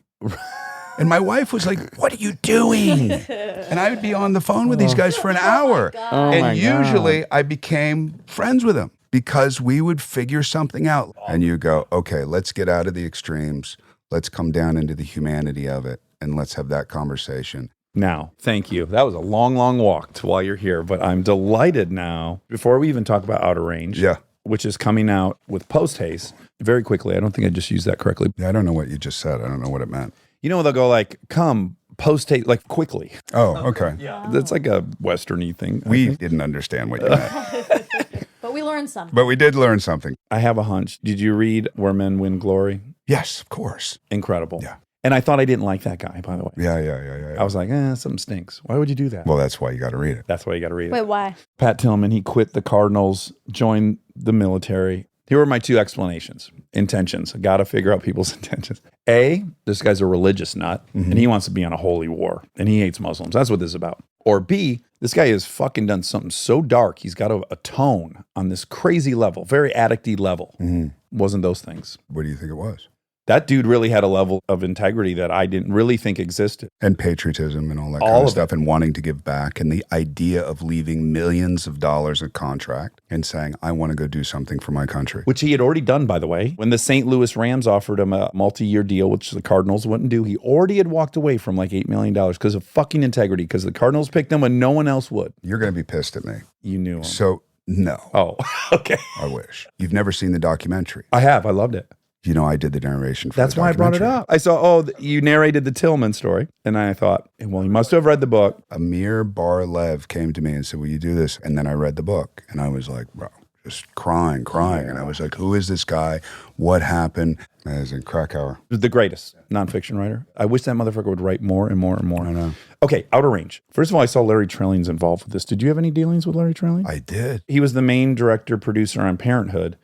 And I could talk to Larry Trilling until I passed out. Dude, I'm completely blown away right now. Larry Trilling almost single-handedly saved this show. He directed the 7th and 8th episode. We became very, very close. I think he's one of the most trustworthy people I've ever met. And what he brought to this show, we will never, ever be able to repay him for. That just made my whole fucking day because Larry is just the greatest guy. I fucking root for him so much. A lot of times in shows, at least in my experience, and I have a tough time watching shows just because I have a 3-year-old and a 1-year-old, a lot of times they will start strong and then they get weaker. Our show for sure gets better and better and better. And to me, the two best episodes we have are 7 and 8, and that's because of Larry Trilling, period. There's no reason for me to sell Larry Trilling. There's no reason other than he's a great human being. He is. Is he single? He's married and he's got 3 great kids. I love the dude, man. I am so delighted that was your reaction to him. Yeah. Okay, so the show, that makes a ton of sense because the first episode of Outer Range, you have to lay a ton of track. It's a very, very complicated show, premise-wise. It's a Westernish, it's cowboy-y, it's a ranch, it's Yellowstone. Yeah. Do you watch Yellowstone? Yeah, my daughter's on Yellowstone. Oh my God, I know this! The tough chick? Yeah, she's the tough chick. She is awesome. I forgot that. Okay, so you start kind of like something we're familiar with, which is that. But then it has this bonker sci-fi twist that I can't wait now. And so I'm watching it and I'm like, he's great in it. That person's great in it. Do I care about this? I watch Yellowstone. Yellowstone has that as well. You know, I'm being critical as I do. And then plot takes the reins. And then I'm like, okay, great. This is something entirely different. By the time it ends, I was like, what now? Where the fuck are we going? What's going to happen? I'm so hooked. This very clearly is like, oh, there's going to be a very intricate long-term story told over the course of this. Everybody's good in it. You have really good actors in it. Lily Taylor, Tom Pelphrey, Louis Pullman, but Imogen Poots, to me, there's something about our thing that's really, really fun. Well, that's the chemistry lottery, right? And then you see somebody like what you were talking about before. You were like somebody who's, you can tell has been an actor. Not that anybody on our set is really like that, but somebody who's been an actor their whole life and somebody who's a real person. Yes, who's explored some other things. Yeah. It's like, I'm curious. Sure. As your body, as your new friend. Yeah. What you really think. Because I like to know what people really think. You know, I remember like watching shows like Breaking Bad. Mm-hmm. And I remember seeing it and I was like, oh, this is cool. And Brian's really good. And then as it went on, I couldn't not watch it. Like I missed that feeling. You know, all the movies and the Oscars, and we're talking about all these movies, and there's a movie, Paul Thomas Anderson last night said, have you seen The Worst Person in the World? And I was like, yes. Oh, I haven't. I haven't, but I heard it's amazing. Is that a show or a movie? But it's a movie. And I met the girl and I was like a little fan. And I was like, you're so good. You're so raw. And it was one of those things that you watch going, Jesus Christ. Like somebody structured this in a way that just keeps hooking you. Yeah. I don't want this to end. Coda was one of those weird things for me where I watched Coda and I was like, you know, I get it. I didn't see it. I don't even know what it is. That's the movie with the deaf cast. Oh, I didn't even know this. Very, Just very one. good. What are you doing? Well, I have kids too. Am I going to go to a fucking movie? I'm picking TV because it's 1 hour installments. That's it. Like in my real life, I have a 7-year-old and a 9-year-old as of yesterday. When am I going to watch something that's 2 hours long? Yeah, It's not going to yeah. happen. But I can watch an hour. Do you like to cry in movies? I have a huge block with crying that life has forced me to get more in touch with. And I'm excited about it. Oh, I'm a big crier. I am jealous. It's been a block since I was a little kid. I would not give someone the pleasure of seeing me cry. Yeah. When your dad's spanking you and the only weapon you have is, I won't give this to you. It got so lodged. Yeah. Aaron Weekly, I thought was dying of cancer. 3 years ago, he was in the hospital. He had a mass. It wasn't that. It was an infection, whatever. It all worked out. But there was a day where I was flying home to see him for the last time, and he hadn't gotten sober, and I was heartbroken, and I was crying a lot. Also, he cries at flash mobs when people do synchronized dances and post them on the internet. But that's what I'm saying. That's interesting to me. Is that true or did you just make that up? And do you know why? I'll let you guess for a change. What? Why does that make me cry? Because there's joy in it. There's a bravery. It's so mean, this world. And when kids get together and they go, I don't give a fuck who's going to write what in the comments, and I'm just going to show you my soul, it gets me. I'll admit something to you. And that's that when you're an actor and you're like, oh, I have to cry during a scene. So when I have to cry, I won't say what it is, but when I have to cry, I can't think of something sad. I think of something brave. Oh, Oh. that's beautiful. Even when I say it. Oh, yeah. I will Even when I say That's really special. So you are a baby. I know that. So she's seen the pattern a million times. I'm watching one of these videos. It's the Olympians on the airplane and they're fucking singing. You just said, me. Here's me, my baby." number. So call me, baby. And then my eyes well up, a couple tears fall, and then I start laughing uncontrollably because I can't believe I'm in this state. That's why, can I tell you, my very favorite moment, if I had to just pick one moment in all of acting history, it used to be Brando adjusting his chair and on the waterfront, but it became Mickey Rourke in The Wrestler because he trashes this place he works. He gets in a van. He looks at himself in the rearview mirror. Every actor in the world is going to start crying. He looks at himself and he starts laughing in a way that was so mirror neuron. I'm like, that's real. That's me. I embarrass myself and I start laughing at myself. Yep. And I'm like, he did it. So that is the only thing I'm interested in anymore. That's all a the great stuff goal. that we've talked about. To me, it goes into a place where you go, yeah, that's the real. And then when you see a performance like that, and Mickey, who's so amazing, and I've known him forever, and he's seen me go through everything, and I've seen him go through everything. But when you see somebody open that much, the bravery, and we're talking about like Olympics and all that, and you're seeing people you don't know, which, by the way, I'm a total sap when it comes to that shit, and I love it. But when I see that in Mickey, it brings up that thing in me that I go, I can go deeper. I want to go deeper. Yeah. It's so inspiring. There's the famous Brando moment, too, I think on the waterfront, where he finds out his brother was going to kill him. Yeah. And he was supposed to cry, and there was a big debate between Ilya and Kazan and him. I might find out however he talks, find out my brother's trying to kill me. One can't compute that. I'm going to laugh. That conviction, that's inspiring. There's no set way that people respond to shit. And if no. there was, how boring would life be? That's my pet peeve on all these murder shows when the cops go, well, he wasn't talking like someone whose wife was just killed. I'm like, how the fuck do you know how someone's supposed to talk when their wife's killed? Was your wife killed? Right. Drives me bonkers. I watch those documentaries a lot, those murder documentaries. I'm trying to mellow out now. It's horrible, man. And my wife and I get really into it. They're so tasty. They're so tasty. I don't know, it was called like The Murder Next Door or something like this. And this guy was like, I don't know where my wife is, my kids. And there was a guy that came, like an IT guy, to look at the security cam in case she had come home. Like, how did she walk in the door? When did she leave? Did anybody show up? And it was that dude, not the cops. That dude goes, that motherfucker's acting weird, man. Right. Oh, wait. Is this the one where he puts the woman and the kids in the tank? Yeah. I saw that. By the way, I recommend it to only people who can handle it. It's because so extreme. it fucked me up. Have you seen it? I haven't. Oh, dude. Like, it's a tough one. But it's so good. Yeah. It's so good because, again, you're looking at somebody and you're like, how is it possible that they could be that person before and they're acting like that now and then that's revealed? Yeah. What? Mm. Yeah, it's crazy. I'm going to give you one compliment. We're not going to address it. We're going to move right on to Outer Range. Yeah. You're good in bed. Thank you. So are you. I wasn't mining for it. I'm great in bed. Yep. How do you know? Because of that night? the approval. So the most valuable thing on the table is that you would be significantly more engaged, more in tune, more present, better than all the competitors. Oh, I see what you're saying. I see what you're saying. Dude, you just literally deconstructed me in this whole conversation, and you literally just had the revelation. I'm like him. I'm good in bed. Therefore, he must be good in bed. That's right, because I'm only in it for the approval. That's it. Okay. Okay. What last things do we want to say about Outer Range? The fucking cast is outstanding. I love the fucking world. It's a crazy, weird ride, and there's so much going on. I don't have any objectivity whatsoever. I'm very proud of what we did on this show, given that I haven't done anything like this for a long time.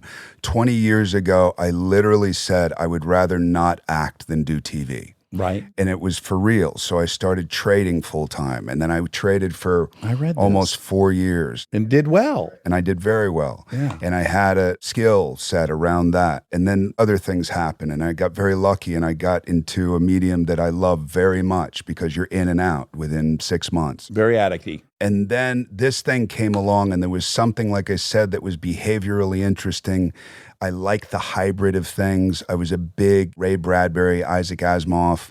When I was young, those were the first books I read that I suddenly thought, wait, so you don't have to live here all the time? Right. You can actually go off in your imagination and you can live there and then you can come back and it actually taints your reality and all that. I always thought that was really interesting. And then being somebody who's just unapologetically fascinated by what people will do in very strange, absurd situations. Well, that's a point I want to make, is that often on these shows, the device is the star. The concept's the star. Yeah. And then the characters take a back seat to the concept. It happens all the time. And then occasionally, the characters are the star, and then the device is just there to perpetuate that story. I would say Game of Thrones did a great job at that. It's like, I don't know about the White Walkers. I want to see them just when I need to see them so the characters can be in a different situation. This is very true and dedicated to the characters beyond the concept. Yeah. But it had to be something when you read it that was truly something you weren't going to be able to do anywhere else, because not wanting to do TV, or at least not looking for it, not that you were too good for it, but what, when you read it, where you're like, oh. Not only was I looking for a Western and I wanted to do a Western because as Western-y as people perceive me as, at least professionally, I haven't done a lot of Westerns. So that was one thing. One is I was really close with Sam Shepard. So this reminded me, it kind of harkened back to early Sam Shepard when he would hybrid this kind of New York tone with this cowboy thing. It's so weird you're playing a grandpa, which is, that could have been another 2 hour. That's first. I always say that this business has a weird way of reminding you how old you are, because you'll get sent something, you're like, wait a minute, what? And then I did Dune, and Dune was like, smile, old man, or whatever. So it's all happening within the same, year. It's the reality. It's the reality that sometimes I go down the street and I'm with my kids and they go, you, Grandpa? Yeah, sure. You're like, no, these are my kids. Shockingly. Thank you. Yeah, very virile, very good in bed. I want to prove I it. get it, man. I don't dye my hair. It's all good. Yes. This to me is a big chance. And that's all I'm interested in. It's like, I want it to fail miserably, or I want people to go, holy fuck. Totally. Josh, this has been better than I was expecting, and my fucking expectations were high. This was awesome. I'm completely blown away, and I don't know what just happened. I'll allow it. We'll just know that we're going to tell everyone we see that this was one of the best interviews ever. So just have be that in your prepared craw. for that. Yeah. We'll see. All right, brother. Long time coming. Couldn't have been better. And now my favorite part of the show, the fact check with my soulmate, Monica Padman. We are supported by HP. If you're a parent or you know one, like I do, or you can help take care of kids, you already know what August feels like. It's not summer anymore, it's the pregame. The supplies list, the forms, the "we need this printed by tomorrow" texts that come in at 9 p.m. And I say this as someone who's been on the receiving end of those texts in a former life. You're ready to help, and then the printer says no, out of ink, blinking at you, useless. It's such a small thing, but it will absolutely derail your night. So when I heard about the HP Smart Tank printer from HP, America's most trusted printer brand, I thought this is the kind of thing that actually makes life easier, not in a big flashy way, in a one less crisis way. Instead of those little cartridges that run out the second you need them, the HP Smart Tank uses refillable ink tanks, and it comes with up to 3 years of ink included. 3 years. That's 3 back-to-school seasons without the cartridge panic. HP can't fill out the forms for you, but they can make sure the printer is never the reason you're up past midnight. Search HP Smart Tank. Hello. Hello. Well, this will be dated, but we must talk about Easter. Yeah, let's. Mom, do you know Josh Brolin? Mm-hmm. Am I crazy? We're very similar, he and I. Yeah, you have a lot of crossover for sure. Yeah. Like, I almost want to say, no, I don't want to say it, but most Think similar? he's your dad? He's my dad. Most similar ever?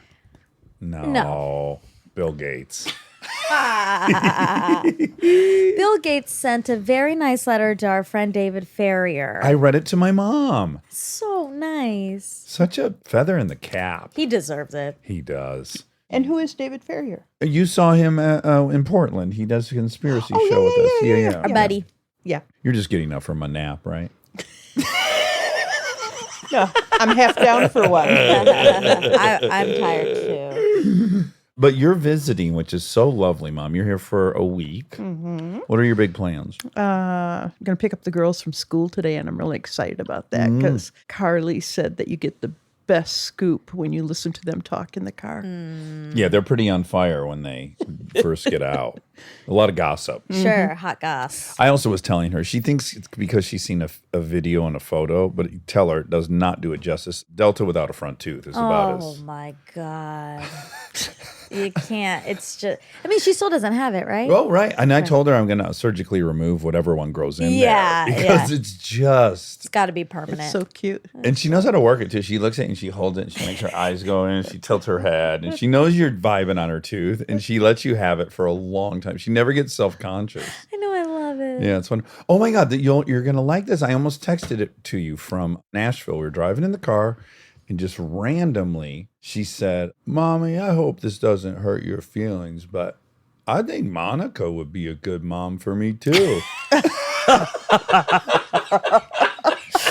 Oh my God. Also that she has the wherewithal to say to Kristen, like, okay, I get that this might not go over well. She also did write that in a letter to me recently. Oh, she did? Oh, Yeah. that's recycled. Well, she's just thinking about it a lot, I guess.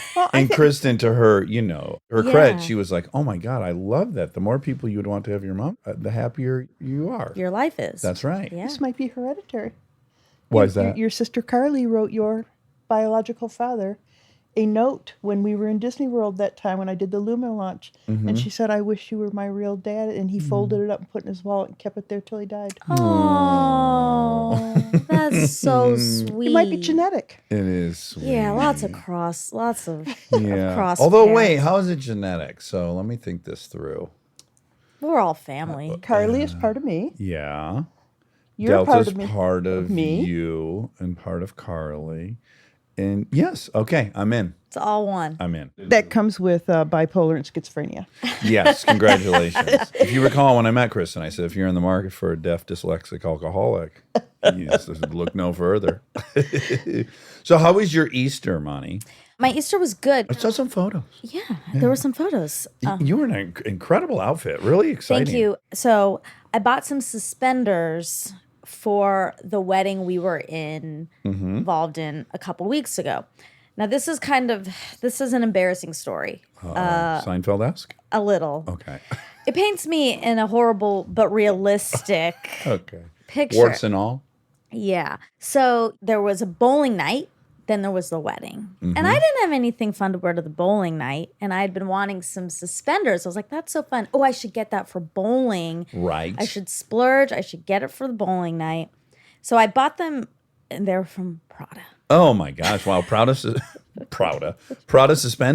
Prada suspenders. prospenders. Wow. See, yeah, it leads to a lot of fun wordplay. Yeah. Am I allowed to ask how much suspenders are from Prada? I don't think you should Okay. ask. All right. That's between you and Prada. Well, now I've worn them twice, so my cost per wear is getting better. You're and I'm- amortizing the cost. So I bought them a week in advance, plenty of time. I rush shipped it so I would have it in time. Why not at that point, right? You're already in for a penny, in for a pound. That's right. Yeah. So then it tried to arrive 3 separate times, and it was signature required. Oh, I was with you one time when they called. Exactly. I was here doing armchair business. As I recall, though, you talked the guy into leaving it. No, I'm sorry. That was from my headphones. Oh. Were those Prada as well? I wish. They were regular Apple. Okay. I have a lot of packages. So Sure. it was the day before, and I didn't get them. And I was like, what the fuck am I going to do? Tomorrow, I was leaving for the wedding at 10 a.m. And it was going to be coming again to my house at between like 11 and 1. Too big of a window for you. You're on a schedule. Yeah, because I had a massage. I had a massage at noon. And I tried to move it to my credit. In your defense. Yeah. There were no replacements, and there was definitely no replacements with the best massage therapist ever. Oh. Ding, ding, ding. We'll come back We'll to come that. back. We'll circle back. Earmark that. Pin it. Okay. So I was like, okay, what am I going to do? So I had someone come to my house and wait for the package. Oh, wow. You hired someone to. Okay. You're deep into this now. Well, because Did you get a mortgage? well, here's the problem. How could I have spent that much money on suspenders and then not worn them? Well, that would be the worst. And in your mind, if you don't have a bowling party to go to, what occasion's going to call for these suspenders? Exactly. And the PPW, you're always conscious of that. Price per wear. Exactly. So I hired someone Okay. to come sit and receive the suspenders. Were they allowed to be in your house? or Yeah. they- Oh, I thought you hired a human to sit on your porch. No. Oh, okay. She watched TV and she received my suspenders, and then she put them in an Uber, Oh. and, and they got driven out to me in Malibu. And then Oh, my God. and then the front desk sent them to my room. Oh my God! Have you? You don't have to tell me. I don't want to tell. I don't want you to tell me. But I'm just curious. Have you, for your own fun, Have added up- calculated it? Of course. Oh, you did with the Uber, with the hourly. Okay. Yeah. Oh my God! Great. Okay, great. Yeah. Did you have to use QuickBooks? I should have. It was a lot of math. It would have taken you even a long time to add up. Yeah, it'd be easy to throw stones at you, And in the people glass, will. and they will, and they will. But what I see, well, maybe a story of indulgence to some people, I see as a story of stick-to-itness. Thank you. Yes, perseverance, fight, Tenacity. tenacity, vip, and vigor. Thank you. Yes. You were going to wear those motherfucking really- suspenders through hell or high water, whether it costs you the farm or not, and fucking A. I Now, was. this could be a good or bad outcome. Okay. After all that, Yeah. when you put them on to go bowling. I fucking Oh, loved them. good. I really good, did. Good. I was Great. very 'Cause pleased. Up to that point, you'd only seen them on the internet. Could have gone so many ways. Can you imagine after all that? Did you have a put 'em on? backup outfit? I could have just worn it without the suspenders. Okay. It- Your but it slacks was- wouldn't have fallen down. It was a skirt. It was a really cute outfit. Oh, okay. Oh, cool. It was really cute. it all worked out. I wore them, and then A lot of compliments, I assume. a lot of compliments. Again, price per compliment. That's right. This too gets amortized. And then I got to wear them again on Easter. Hit at the Easter party? Yeah, well, Charlie has a Prada bolo tie, so I told him to wear that so we can match our accessories, and that was fun for everyone. A designer bought me a Dolce & Gabbana suit 10 years ago to go to the Met Ball. Oh. Well, I wear that suit nonstop, you know. And so I had gone from the wedding to George's house, to Yorgo, Andrew Panay. Yep. And I was telling him that I wore this suit and that the button broke, as you know. Right. Seconds Last before minute. I went out to officiate, and I had to sew it in my room back together. Yeah. And anyways, when I was telling him, he said, well, how'd you look, bud? And I said, oh, I look really good. It's Dolce and Gabbana. Both. Yes. So when I got home, I sent him a photo of the lining where it says Dolce and Gabbana. Yeah. And I made the and all caps.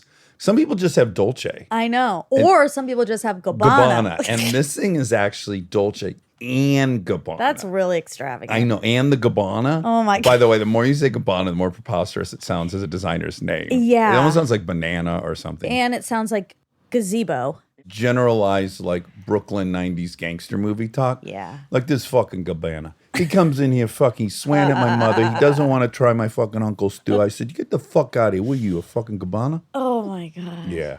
Can I just say I'm really proud that I raised a son that can sew his own button on right before in a Crisis. That was a feather in your cap. It as really well. was. It really Yeah. was. I know it's not all about me, but I just want to throw Well, that of out course it because is. I think that there's a lot of men out there that don't know their way.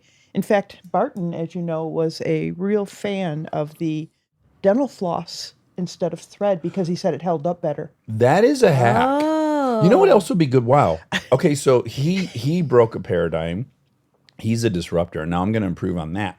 But ideally, you would use like a 200-pound test, like a fishing line. Because then you could really gain the weight. Yeah, especially if you have the gunt. Yeah, yeah. But would it be flexible enough? Oh, sure.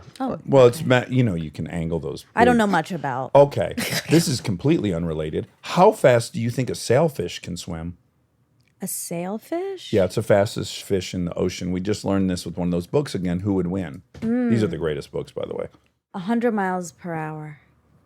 Okay, just to put it in perspective, like a really fast, crazy expensive jet ski goes about 75. Okay. 60. You were basically right, but it sounded 90. Wow. Can you so believe it's that? confusing what just happened because. Yes, I wanted you to Yeah. guess lower. Yeah, okay. Here's how I could, if I could redo this whole thing. I would first say, do you know how fast jet skis go? Right. I would have said no. Right. Okay. Let's And role then I play. would send, Let's do it again. Okay. All right. Here we go. Well, shit. You grew up in Georgia. Did you ever get out to Lake Lanier? Oh, yeah. Oh yeah. Did you ever see any jet skiers out there? Sure. They're all over the place. Yeah. Well, they got these ones now. These really expensive ones. They're like turboed and supercharged. Mm-hmm. They go 75. I thought you were going to ask me what. Well, hold on. Oh, wow. Isn't that crazy? That's crazy. 75.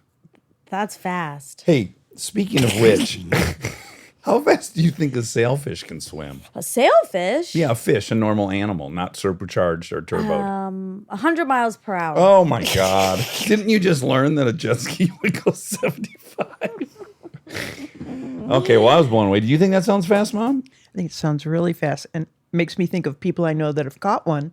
Oh. Pip had one hanging out in the house.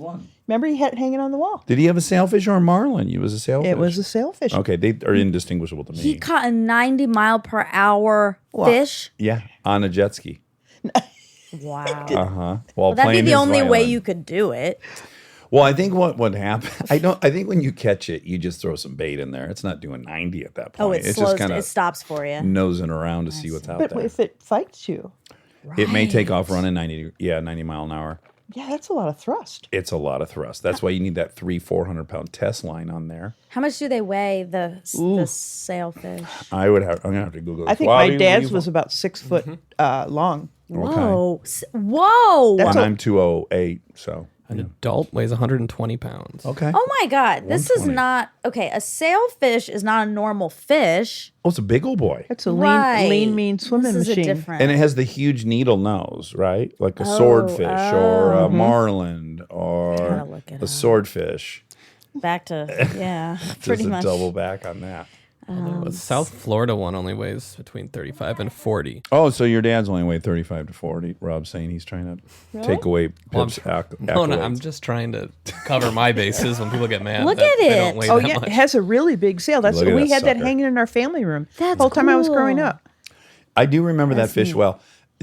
Am I right in that you somehow got that when he passed? Did we No, have that your thing? dad and I went fishing off of Miami, and I caught a bluefin dolphin. Oh, And I had it stuffed. And what you're probably remembering is Greg took it off the Oh, and fireplace broke it and in broke half. it in half over his knee. yeah. There we go. Yeah. There it is. But just to be It's a clear, rough this isn't memory. this isn't a dolphin. This isn't the mammal. This is just a fish, the bluefin dolphin, Bluefin dolphin. Yeah, it's which is not a it's not flipper. It's not flipper. Just so no one thinks my mom caught a dolphin. No, no, no. Should we introduce my mom to this world? Oh, sure. Because I sing your praises all the time. You're so open-minded, and you really can come from things from a very fair perspective. We applaud you all the time about it.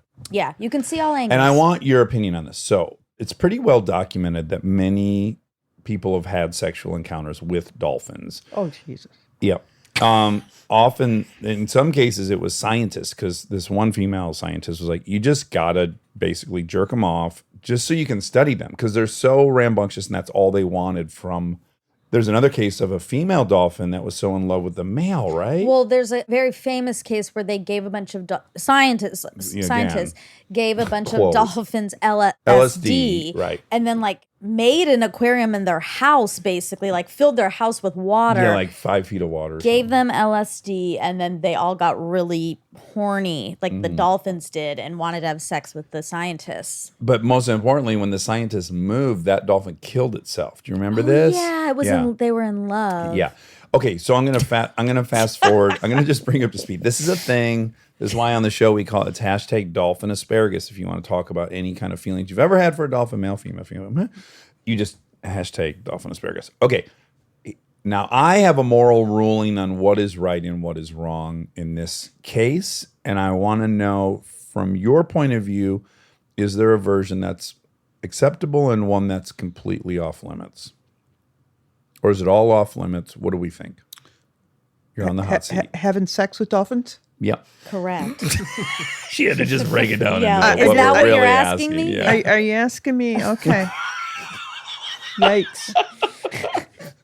It was obviously consensual, but they were date Well, raped that's the because they problem. did have a date drug. True. I don't know that acid's what one would use to date rape, but yes, they were But on for drugs. dolphins- I don't have any maybe. experience of date raping dolphins, so Right. Yet. yet. I'm going to make this a finer of a question. I don't think men should ever have sex with female animals, period, end discussion. Right. Okay? If a female wants to have sex with a dolphin, I don't feel bad for male dolphins. There's so many videos of them trying to hump every swimmer they're around. They're very horny. They don't give a shit. Clearly, they're not victimized by the whole thing. And if a woman with full agency that's an adult decides she wants to be in love and have sex with a dolphin, I guess I don't really care. I guess I don't care either, but I would take it one step further, and I would say if a female dolphin wanted to have sex with a man, if it's consensual, I'm okay with it. What you do in your pool is your business. Right. Okay. But here's the problem though. And I would agree with you. If female dolphins could write a letter and say, I'm in love with Mike and I want to totally have his babies, fine. But in the absence of that, with the male dolphin, we see an erection, we see him pursuing and humping, okay. pumping. Well, like he's humping saying, and I pumping. want this. But okay, that's a specific male dolphin. What you can't just say all the male dolphins want to do that. Here's the point. A male dolphin couldn't be raped by a female. And I think they could, because what How? if that specific male dolphin didn't want to have sex? He wouldn't be pumping and be erect, No, right? sometimes if you think- erections have nothing to Yep. do. Well, that's Sometimes true. they're involuntary. Exactly. Sometimes. It's the same for females. That's the whole like the I know, rape yes. thing. Yes, they try to say it because the woman was Lubricated. and they no, you can be terrified and get Exactly. lubricated. Yes, so we throw that out for sure. Yeah. But again, I'm talking about there's a female human sitting on a dock.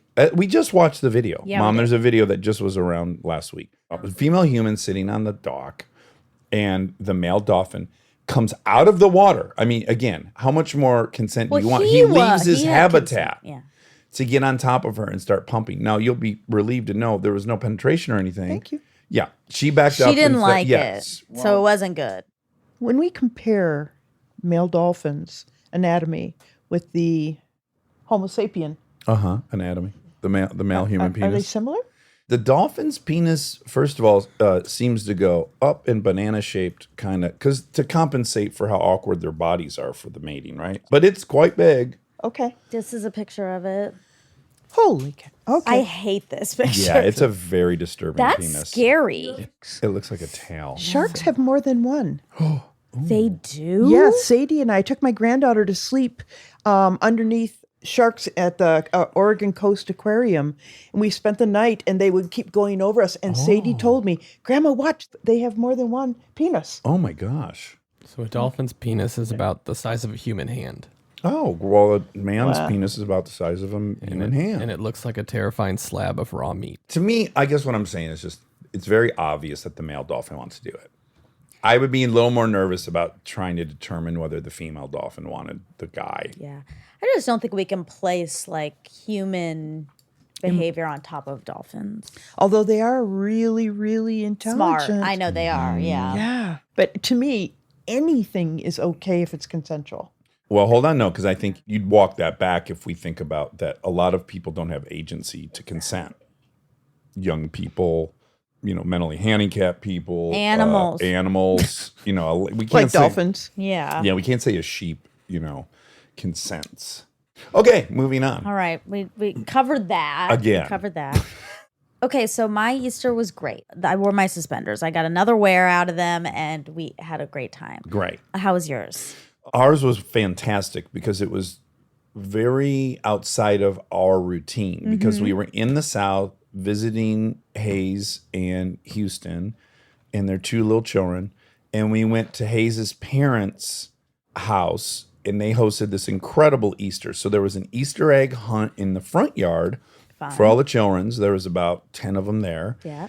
And then, good on you, Doug, there was an Easter egg hunt for the adults in the backyard. Aha. Money, gift bags. That's what Eric does a lot. There's adult prizes? At their normal. There's like iPhones and stuff. Oh my God. Not this year. This Okay. year was minimal iPhones because I and went stuff. shopping for the stuff this year, so there was no iPhones. Okay. I mean, not like a bandit. Doug is a very hardworking man, a successful man. And I thought, this guy values hard work. He's going to reward hard work. So everyone kind of branched out from the deck. I went directly to the very back of the yard and worked my way towards the deck because I thought he's going to think Strategy. whoever goes deepest in these woods deserves the most Money. Oh. And guess what? That was not only right, it yielded results. But then I said to him my theory, and he said, "You're right. That's exactly what I did."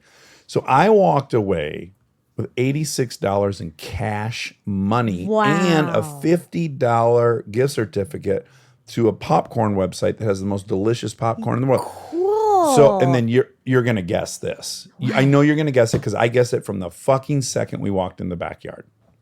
There was a golden egg And hidden. Kristen got it. Oh, wow. What would you guess? There was probably 12 adults. We walk in, we learn there's a golden egg. I know not to even look for it. And I say to myself, Kristen's going to fucking find this Yeah, thing. it's her karma. She's going to trip over it was my real thought. But I didn't even say any of this. And she fucking tripped over the golden egg. Where was it hiding? Under some brush. She was looking at something What'd she else. get? A $200 Visa gift card. Wow. She needs it, so I'm She glad. does. Yes. So you put my $86, the 50 in popcorn, that's $136. Her $200, that's $336. And then I think she got about $50. We walked out with about $586 That's fun. in winnings. It was incredible. That's not the important part. That was just really fun and novel. Yeah. I haven't gathered eggs since I was a child. Yeah. Go inside, proper Southern Easter breakfast. Everyone's already gone to Mass. We skipped that part, but the blessing got to be a part of the blessing. Houston made fun of us. God pray for the liberals, which was funny. So Rhonda, Hayes' mother, made the most incredible spread. Candied ham, Hawaiian rolls, the green beans, Southern style. Casserole? No, Oh. big No. bowl of the... And then we had Ma Jane there. Grandma was there. brothers and sisters. It was proper and it was so fun. And I love being a part of such a traditional experience. Made me kind of miss that. Did you guys grow up doing Easter? Yeah. We always colored eggs a couple of days before. But do we do a big meal with family? We didn't do that, right? We didn't leave Highland on Easter.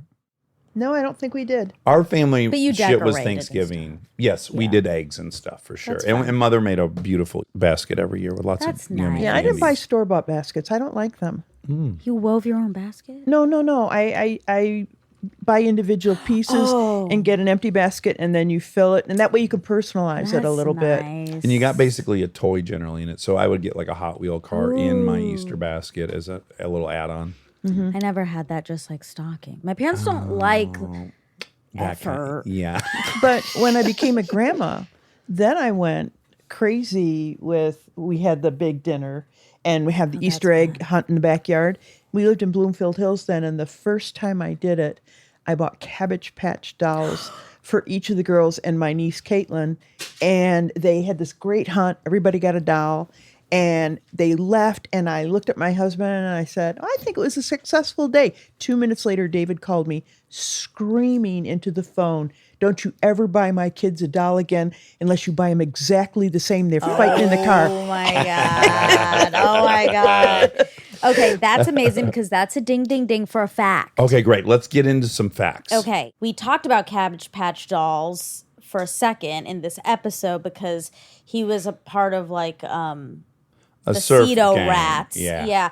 And they would hang out in this big mansion, it sounded like, and then there were Cabbage Patch dolls stuck in the ceiling with like knives in them, and it was crazy. That is a ding, ding, ding. But it reminded me because the Cabbage Patch factory's in Georgia. It's in Cleveland, Georgia, and I went to it. You went to the hospital. There's a hospital there, and you can watch them get born, and it's very exciting. Yeah, people would make pilgrimages there. Yeah. As I recall. Exactly. He said 86th at a bar. That obviously means Refunded all your money. no, you just can't I'm come to. teasing. Oh, What if it was a positive? I thought 86 was like sinking. well, at a bar, it means you can't come back. banished. But really, what it means is you're out of something. Like at restaurants, if you say we're 86th on that, it's like we're 86th of the cheeseburger. You don't have any more cheeseburgers.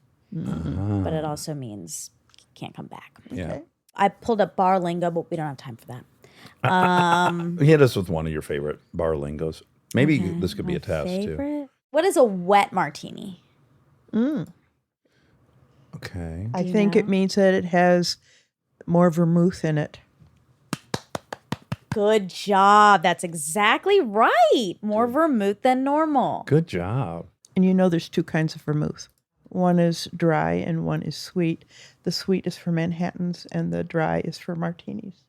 Were you a bartender? When I was going to college, I worked for Hilton to pay my tuition. But you were a cocktail waitress, correct? Yes. Yes. Not diminishing it, just Right. adding some detail to it. You weren't back there Tom wasn't Cruise porn. style No. flipping bottles in the air and shit. Tom Cruise comes up also as a Oh my ding, ding, ding, gosh. but not in the facts, but in the episode. Post haste, you said it, and then you got self-conscious that you didn't know what you were saying, but you were right. You were saying it correctly with great speed or immediacy. I love saying post haste. Yeah. Okay, the Hells Angels and Saturday Night Live. I was just going to read a little bit about Oh, that. yeah. This is great.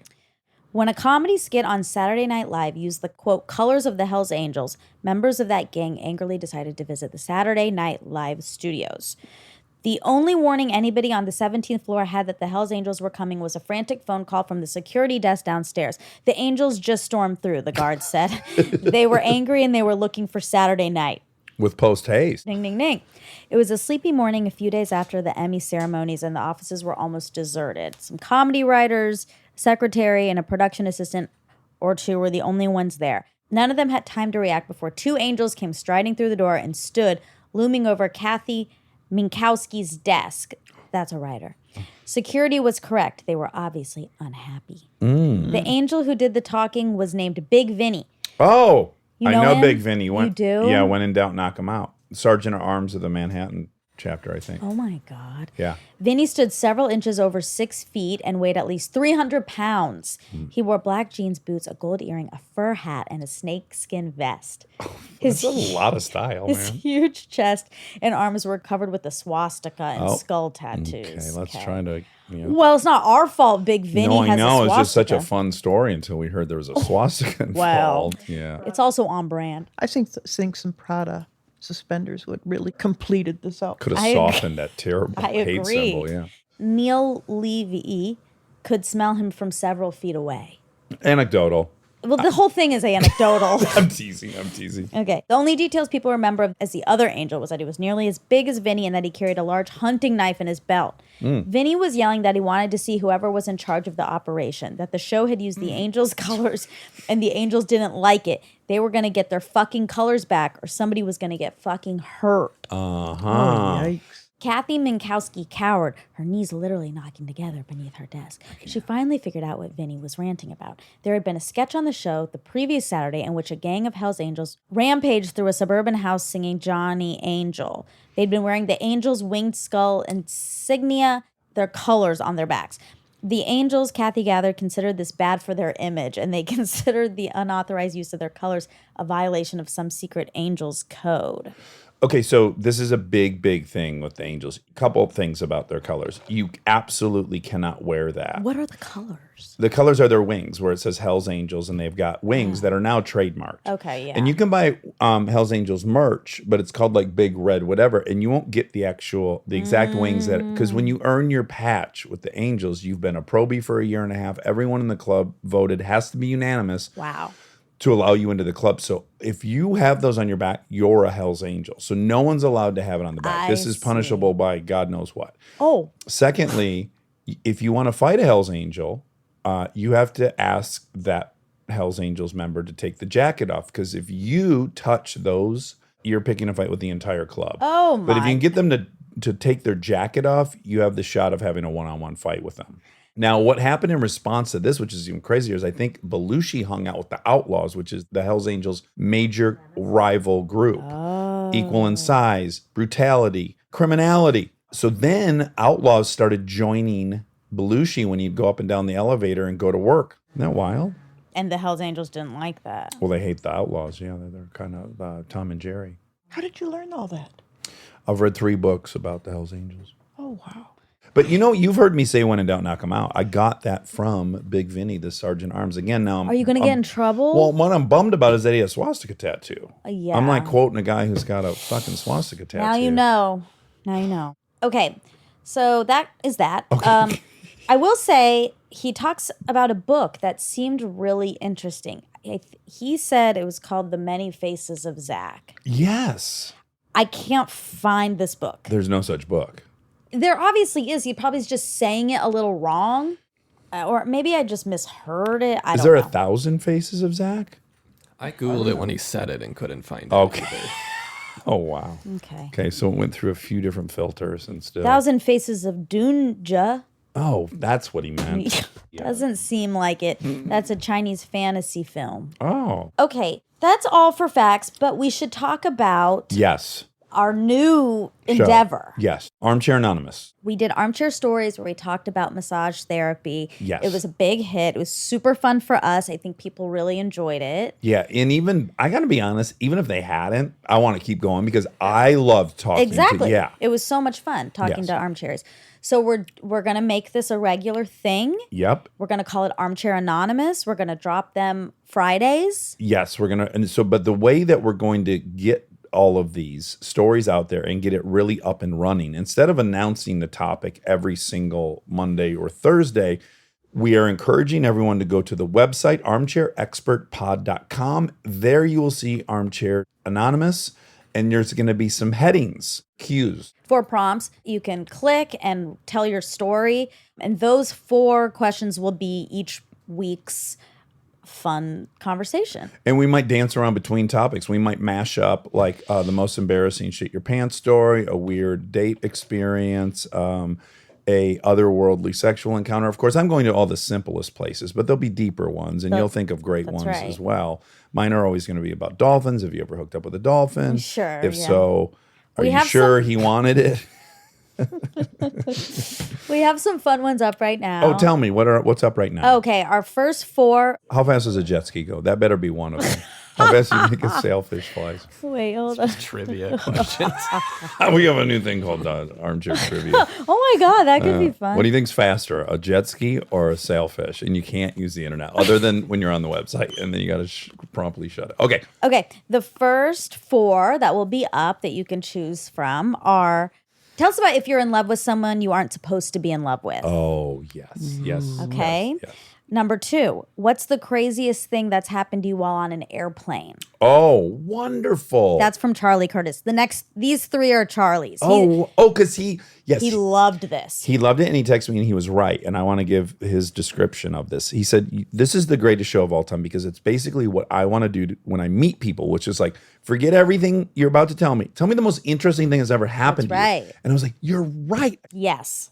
And he was coming up on the fly with all these great ideas. We might have to put him on retainer. Number 3, have you ever been scammed? Tell us about it. Oh, yes. And lastly, have you accidentally found yourself in a swinger situation? Oh, these are great. Yeah. Great. So those are our 4 for next month. So get on the website and please chime in. The first one, do you love someone you're not allowed to? Yeah. Obviously, in that situation, anonymity would be paramount. So when we get into some of these, because some of these are going to be secrets, because we've also had, for a long time, had this idea of just doing like people's secrets. There's something very comforting about getting it out and then hearing that, like, yeah, we've thought of that too, or we've done that too. It's not that big of a deal. And no one's going to throw up when they hear this about you. This feels cathartic. So you can always do these and be anonymous. If your fear is that, that would be way too revealing, know that we can do it in a manner that we call you sassafras. Or whatever. I mean, I think the go-to is they will be anonymous unless you want yourself known. Oh, okay. Yeah. So this is going to be a fun adventure. I really am excited about it. I hope we do them nonstop because they're so fun. And I'm glad people liked them. I'm glad people checked them out. And thank you so much. ArmchairExpertPod.com. ArmchairExpertPod.com. Go to the website. Laura, do you want to say anything before we go? Yeah. You want anything to get off your chest? Any grievances? Do you want to answer any of those 4 questions? What's the craziest thing that happened to you on an airplane, really quick? I know there's so many. No. Oh, well, I had a crash landing in Bahamas. There we go. See? I went out the remember this. emergency chutes. Yeah. I landed in Hurricane David, last plane to land. And it was incredible. And ever since then, I've never been afraid to fly because they are so well rehearsed. They had their whole plane unloaded in like a microwave minute. Wow. Microwave minute. I love it. I like that. Yeah, on one of your sexy alone trips, right? My first alone trip. Your first alone Oh my trip. God. Were you like, of course. 28 years old. My first time out. Oh, you were only 28. You already had all those kids. 2. Oh, Mom. And you met a lover on that trip, right? That's Duracell Dave. Duracell Dave. Duracell Wow, Dave. Duracell This is the greatest, you guys. Dave. So, despite the bad beginning, which is a crash landing, she meets Duracell Dave. They have a rendezvous, which I imagine was very exciting. We had fun. They had fun. And then he would send us all the time boxes of Duracell Wait, batteries. so he worked for And Duracell? little Duracell toys. Toys, Oh my yes, God. trinkets. And Chanel number 5 for me. Oh my God. It sounds like he was in love with you, but couldn't be. Ding, ding, ding. I love you so much. I love you so much. You're my number one. You're my number one. We my love first you. Thanks for joining Yeah, us. thanks, Mom. Yeah, thanks for having me. You know, I don't have to tell you, but you know, still weekly on posts, people go, "Oh my God, that was my favorite episode." Other than your mom. It still remains. It reigns supreme. Probably top 3 of all time. Well, so, thank you. That's very nice. sure. So I'm sure everyone will be happy to hear you back. I love you. Love you, Daxter.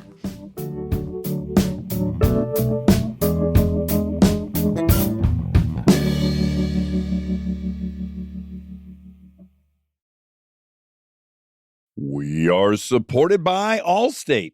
Checking Allstate first could save you hundreds on car insurance. Not checking that your keys are actually in your hand before you close the car door. Have you ever stood in a parking lot full of sun staring at your keys sitting right there on the seat 4 inches away and completely useless to you? It's a very specific kind of humbling. Yeah.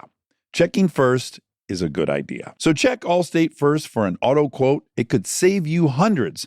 And for fast, reliable help when you need it, add an Allstate roadside plan today. You're in good hands with Allstate. Potential savings vary. Insurance and roadside assistance plans are subject to terms, conditions, and availability. Insurance provided by Allstate North American Insurance Company, Northbrook, Illinois. Roadside assistance plans provided by Allstate Motor Club, Incorporated, an Allstate affiliate.